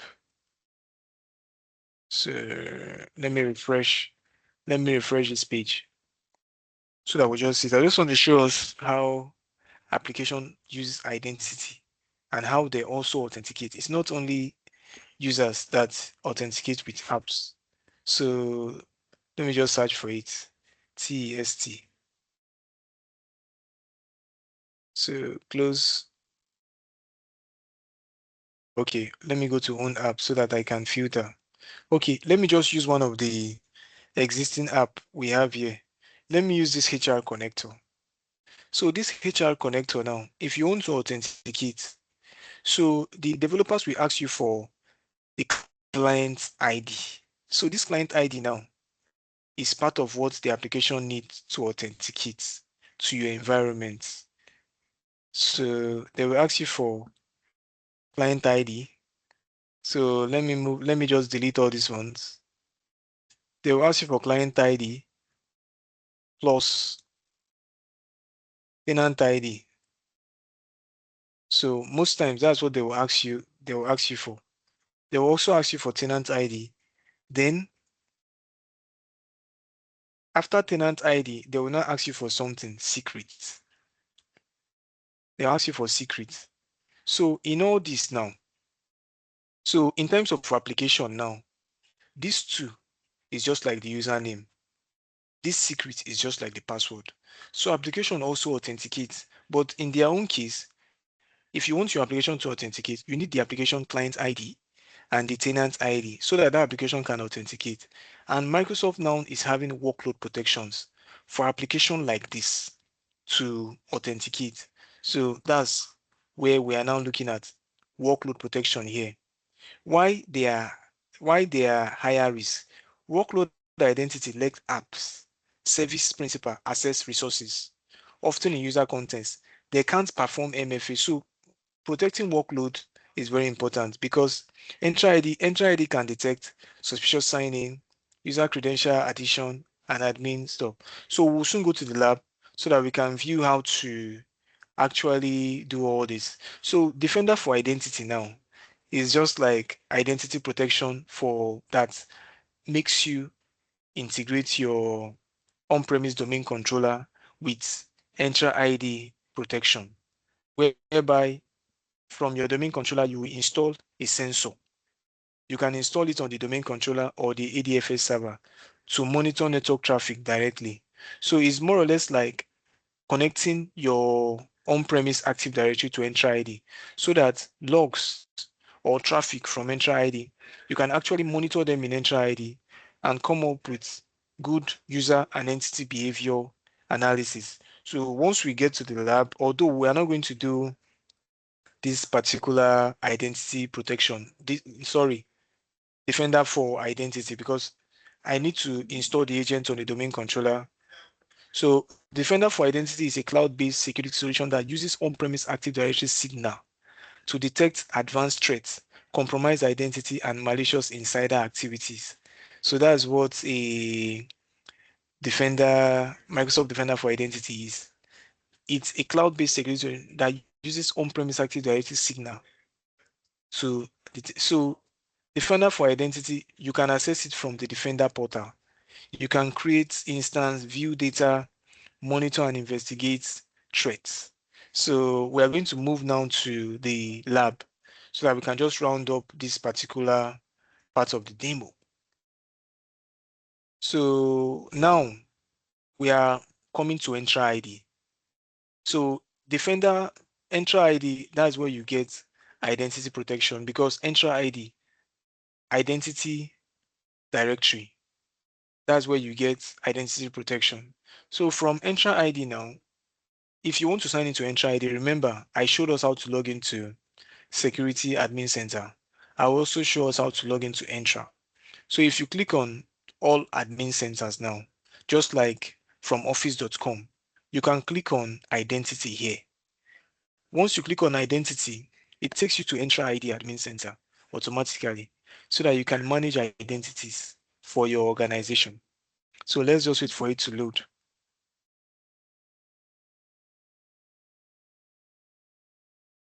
So from this portal now, we are in Entra ID. We can see that the license for identity protection is here, which is Entra ID P2. If I don't have this Entra ID P2, there's no way I can actually do identity protection in real life scenario. So you need this license to do it. From Entra ID now, I will collapse this. So if each of these things have their use case, if I collapse favorite, I've not added anything to my favorite. So if I collapse Entra ID, I will see users, conditional access, and the likes, but we are looking at identity protection. So I will collapse identity protection. Then I will start from, which one should I start from now? Let me start from risky user. So if I click on risky user from here now, we can see, like I was explaining, that it gives you a graph where you can see the percentage of risky user and their risk level. So this color now, red, is for high. Orange is for risk. Then this one is for lower risk. So we can see all the colors here as it is. So green is for no risk. So in this environment now, so far, it's 41.1% no risk. So the portal gives you a dashboard where you can view your users that are at risk or the likes. So you can filter. So here now you can see that Chinaza Untudiri is at risk. So in a use case, If I select Chinaza, there are things I can do. I can confirm that Chinaza is I can confirm that he's safe. I can do like confirm user compromise. That's Chinaza. I can dismiss the user. I can dismiss the user risk. I can confirm users safe. I can reset the password. So from here now as an admin, if you confirm that a user is actually risky, you can do all this. So these are reports. So I want us to actually create a user risk conditional access, a user risk policy. So if you want to create a user risk policy, you can do it from here. So under identity protection, we click on dashboard. From dashboard here, from dashboard, you can view the dashboards of the number of attack blocked and the likes. Then here, if you click on user risk policy, you can see the default policy. But Microsoft is saying here that this risk policy is now read only and will be retired on October 1st, 2026. So from October 1st, 2026, everybody that wants to configure user risk policy is advised to use conditional access policy for user risk policy. So I'm going to show us how we can use conditional access policy to create user risk policy. Here now we have users. So this user risk policy now is assigned to all users. And the user risk is low or above. So if we set it to high, that means medium and low will not be captured. If we set it to low, that means both low and medium will be captured. So high is only high. All these other risks will not be identified. That is why on the slide we're saying that if we set it to high, you won't capture medium and above. So I will leave it on the medium. Then for access control, you can say you want to block or allow access or require password change. So most times you can do allow access but require password change. But if you say require password change, remember two things has to be in place. Multi-factor authentication needs to be in place. Self-service password reset needs to be in place so that once your user account is risky, just like me that time that I put my account on risk by entering multiple passwords that blocked my account. If in that case, if the admin has configured require password change, it means he has configured self-remediation.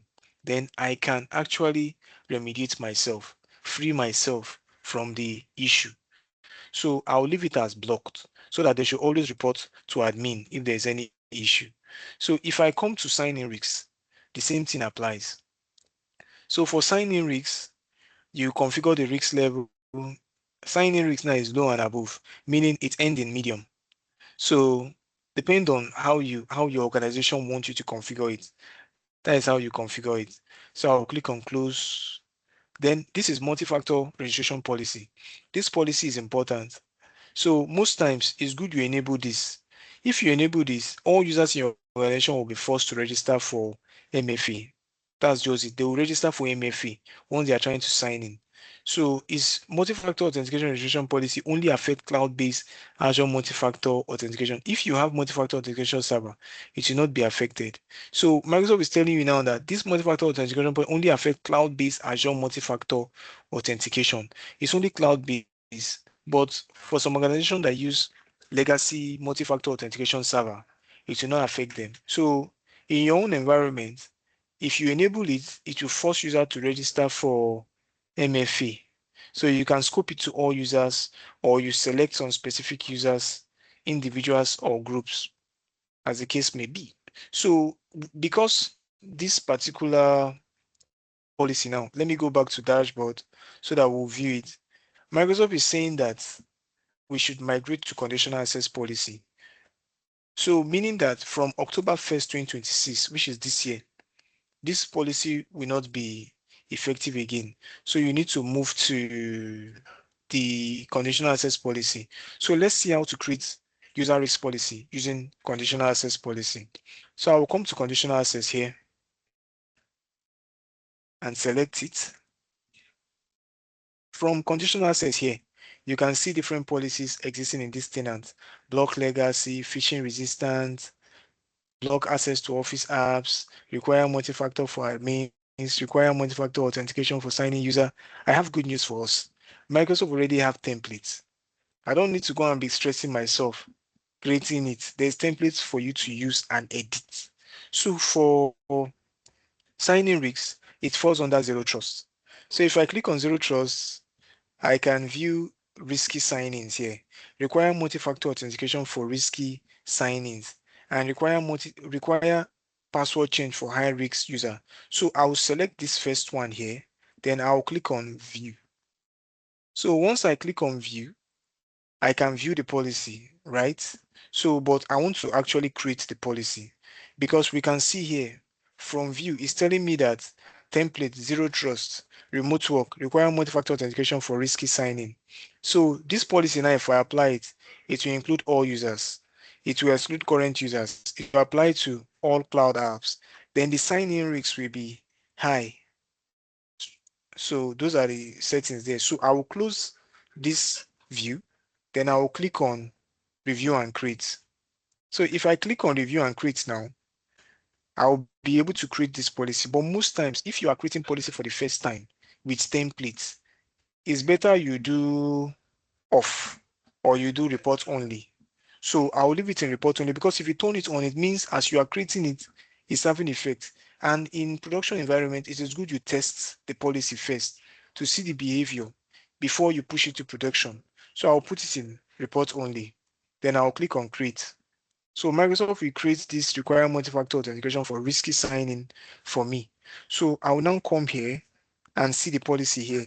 So as an admin, you can now edit it. Instead of creating it yourself, you can come here. If I want to exclude users, I can say, okay, I want this policy to apply to only me. So I'll select users, then select myself. In this case, I'm using myself as the scapegoat. Like anything that wants to happen, it should happen to me first before any other person. So I'm targeting myself for this policy. So under assignments now, this is where you assign the policy to users, groups. You can even assign the policy to agents if you have agents in your environment, and you can exclude. So this person now is excluded from the policy by default, so which is okay. So I will now come here to target apps. So the policy targets all cloud apps. That means the risky signing is going to take effect when a users are trying to sign into all cloud apps, and if their account, if their signing is risky, if their signing is risky, it will take effect. So for the conditions now, this is where you have these options for signing risk and user risk. So if I want to use configure this policy for user risk and signing risk, I can configure it, but it is not best practice to use one conditional access policy for many functions. So now if I click on included, we will now see configure yes. So I can set this policy to medium, low, and no. I can set it to high and medium. So that is the advantage of setting risky signing policy from conditional access policy. So I'll leave it to high and medium. I'll click done. Then for grants. So for grants now, I can now decide what will happen. I can say require multi-factor authentication or block access. So if I want to block, just like we have in the other policy, I can say block. So I'm blocking the user. Then from here, I click select. Then I can save. Then now that I already confirmed that the settings I did is working, that the setting I've edited Microsoft templates. So you can customize it now. You can say CY Tech, CY Tech require multi-factor authentication policy for risky signings. So I'll always put it in report mode. So always put your policy in report only until you have confirmed that the policy is working fine before you set it. So the same thing, you can create policy for, we have created one for risky signing. The same way, you can come to new policy template, go to zero trust, then create for user risk, for high risk users. So if you like, you can view the template first. After viewing the templates, you review and create. So you can come here, click on, but before you create, always make sure it's in remote only, report only, or off. So you create. So that will be all for our section today. So, but let me just show us one thing. that is also part of the learning part. So under this, you can also view reports. So if you want to view reports, we have sign-in report here that gives you reports of your risky users. Then the one we talked about, risky workloads, is also here. I don't think there's any risky workload now, like service principal, which will show the user here, the workload here. So we can see them, risky sign-ins. You see users that have risky sign-ins. So there may be no user because it's not a production environment. Then we have risky detections. You can actually configure risky detections as well. So these are the risky detections, and that will be all for today. I want to appreciate the community for the opportunity. And before I hand over to the host, so let me just do a recap of what we have covered. So Microsoft Defender for Office 365 is a cloud-based email security with zero-day phishing protection. It has automated investigation and response remediation of threats. It has a phishing triage agent that scales SOC operations using AI. So this phishing triage agent now is more or less like you have to be using Security Copilot first before you can add this agent to your environment. Then it uses threat explorers and attack simulator to strengthen the posture. While for identity protection, the license requirement is Microsoft Entra P2. And for automated risk response, you can use user and sign-in risk policy to trigger remediation actions. Then it gives you visibility and proactive coverage. Thank you. Thank you very much. Thank you so much for the amazing session. Do we have questions? Do you have questions? Yeah, Israel, you can go ahead and ask your question.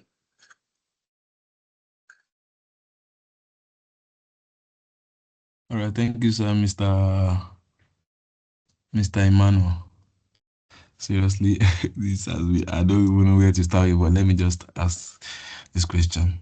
All right, like you said, under self-remediation, how do you have the option of changing your password in that you have been, you were talking about the fact that your friend that you are both in an organization is not also around or traveled, and due to something you also have tried your password multiple times and now you have been locked. So you were talking about on self remediation, if I'm not mistaken. So how do you have the option of you now prompted to change your password since that you have been logged out already, or it has been automated because you are an admin now to prompt you to change your password automatically? So I want to know about that first, and then, okay, I will get. I Okay, don't know if you understand my question. so let me answer this first one first, because if you go to the next one now, so at least let me, okay, what I understand by your question is you want to understand how self-remediation work. Maybe when a user try Yes. to, okay, this is how it works. Normally, if for instance I put in wrong password multiple times and I'm not seeing an error there that your account has been blocked due to risky sign in, contact your admin to unblock you. So at that point, if you want to remediate yourself, all you just need to do is to click on reset password. Normally if you forgot your password in Gmail or Outlook, you can reset password. Then if you click on reset password, they will ask you to provide a recovery email or phone number that the code will be Yes. sent. So the way Microsoft work, if you have configured self-service password resets in the past, so in configuring self-service password reset, under the methods, you can add phone number, you can add email, so that if your organization are trying to reset their password themselves, it will ask them for an email has been sent to your phone.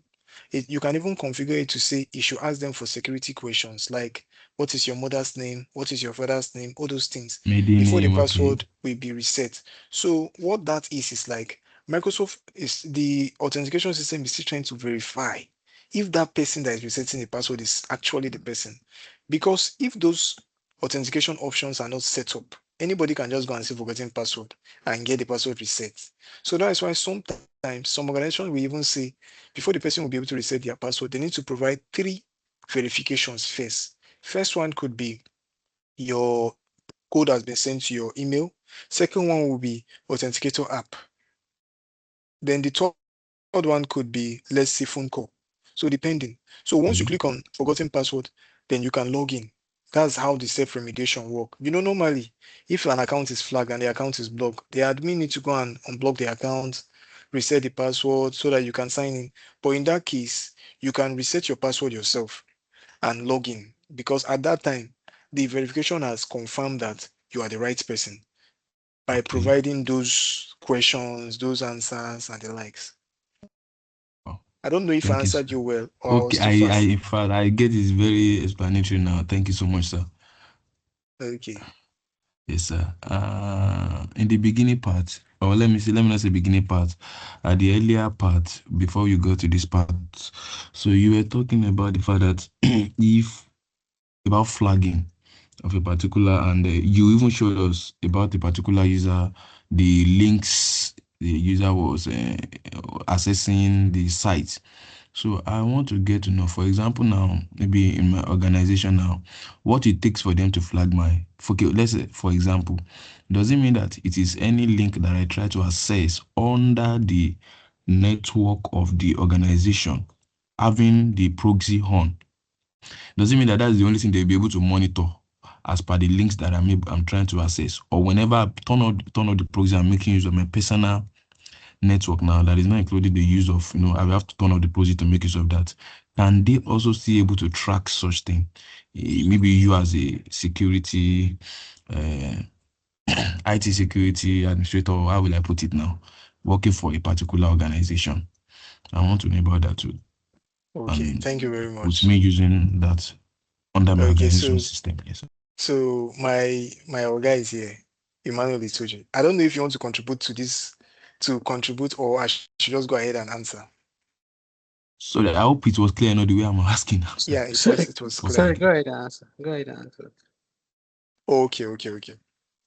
So basically now, those URLs that I clicked, that I showed you, those are URLs that, like, let me go back to that page again so that I can actually show you. So in your organization Yes, sir. now, like we came here, I know you are scared, like, okay, if maybe you used to go to Bet Ninja sites and all those things, you are scared No, no. maybe they'll be seeing it that this guy, Basically, I they use play for that. bets, he's Yeah, playing no, sporty no. bets and all those things. No, they may not see those ones, so you understand, but depending on how the environment is configured. So let me go Okay. to Explorer. So here now, you see top URLs. So if it loads now, you will see the URLs for the environment. So URL clicks. So top URLs. So these are the top URLs that, if you look at it, all these URLs now, the message was delivered under the icon here. So if I select anyone, I will see the URL name. So basically, this is just giving you a record of URLs that are sent to your organization via emails, not necessarily the ones that you click, that you use on your browser or the likes. Maybe if, like this person now, this is Thelma Hills, she's the recipient, and this is the subject of the email. So there's that URL is in this email. So Microsoft is just giving you a list of the URLs that are originate, like top URLs. These are not the only URLs, but they are the top ones. The recipient involved in the URLs, like those domain names like google.com.this. If, for instance, somebody, maybe one of your friend that gives you all those fixed matches, the person send you, let's say, send you fixed match, sporty bets, and the person always send you sporty bets all the time. It will show here. You can see facebook.com is showing here. So these are just top URLs that your users do. So that one you are talking about, if they want to monitor your browser and all those things, that means they need to use Microsoft Defender for endpoints and configure some policies that can actually monitor all that from your browser. But for this case, is maybe for emails, like it's under email and collaboration. These are top URLs received from your users, like this now. If I select any other URLs now, like Microsoft.com, if I let me close this page. So you will see all the users that received this, that actually received emails containing that. So if I come down, Thelma again, you see them. She didn't do. So those are just the stuff that so you can perform analysis from all this. You can report it if, for instance, you confirm that there's a malware, you can report malware from that URL. You can report clean. So that's just you can add this URL now, this this www.microsoft.com as an indicator. So indicator is like maybe you already know. Maybe if it's sporty bet now that is here and you don't want your staff to be playing sporty bets, you can add it as an indicator here that, okay, anytime they click on this, block. So that's just the way it is. Yeah, thank you. Okay. So basically, you can track this due to the fact that it is attached to mail. Yeah, it's attached to mail, top emails, like top URLs, not exactly what you are clicking on your browser. Oh, Yeah, no, don't be okay. scared. Don't be scared. The reason why is because I access other things on my, just to. I So thank understand. you so much. So You are welcome. lastly, I just want to let me second to the last. What does you in this latter part you were talking about report only? I don't know if you remember. So I want to ask that what does report only means for risky signing policy creation when you're Okay. talking about this? Yes. Yeah, thank you for that question. So I was actually rushing because there's no time and I want us to close early so we don't spend much time. So if you are creating conditional access policy in Microsoft Entra ID, so we have different modes that you can set your policy to. So if you set your policy to on, it means that it is applying to your users. So report only is more or less like you are not turning it on. You want the policy to observe. It will be like auditing your environment with that setting, but it will not take any effect on anybody. So you are still testing it. Then the advantage of report only is that if you click on any of this, let me click on any of them so that I can show you an example of that report only. So let me select this one. So this is report only. So if you set it in report only, you can come here and view the impact of the conditional access policy. You see the impact now. If you look at it now, that means in this environment now, success is, if you look at the success, this is the success. This is the not applied. So you can see that at least if you follow the trend, it's still okay. You Mm, understand? So you can, okay. because you have seen this policy now that is working well, you can turn it on. Maybe Because that the success MFA, rate is high. if the success rate is high, you can turn it on. But if the failure rate is more, that means you need to educate your users more. Example, maybe you are creating a policy for requiring MFA for all users, and you have not done security awareness training for your staffs on how to set up MFA. In that case, many of them will be failing their signing. If you Mm, set it to remote report only, they will sign in, but you will be seeing the users that are using MFA here. So if I click on success now, it will show me users. So you can see Oyimafu Emmanuel. I signed into Azure Portal using MFA. You see. But this is report only. When I was signing into Azure Portal, it asked me to configure MFA. But even if I did not configure it well, I may still pull through, or I will see it here, failure. You understand? So in that case, the admin can reach out to me. What's happening? Why are you failing this thing, this simple thing? Why can you not set up MFA? So that's just the way this report only works. So if you turn it on, it is on automatically. And you know that as admins, we try to protect our head. We don't want to put mm. ourselves in trouble. You go and turn something on and it start causing issue. So if you want to test it, report only is to test. On is actually working. Off, not working at all. So on, you won't see any impact. But report only gives you impact like this. You can view it and see the impact before you apply it. Yeah, thank you. Thank you so much, sir. Thank you so much, sir. I really appreciate it, sir. You're So welcome. last time I want to ask that are we going to have a recorded session of this class Yeah, by because God's grace. it's very extensive. By God's grace, it will be available by God's grace. And we have Thank you so more much. amazing sections coming up that will be very extensive too, like this. Packed We really love to packages. have them. We really Yeah, love to have them. please Thank join you our so much, sir. calls. Yeah, thank you. Yes, sir. Yes, sir. Thank you so much for the session, Emmanuel. It's an amazing, insightful session. And thank you so much, everyone, for joining us, even for staying till even when we are over the time. Really appreciate you. The recording of the session will be posted on the community group. If you're not on the community group, please do let us know so we can share the link with you to join the community group. Then we have a WhatsApp group also. That's our WhatsApp group is a community group. You have a LinkedIn group where you can follow us on LinkedIn, as well as our YouTube channel where we host all our recordings for this session, previous sessions, and the future sessions. So thank you so much, everyone. I want to wish us happy Easter in advance. Have a wonderful weekend. Bye for now. Thank you. Bye. Bye. Thank you so much.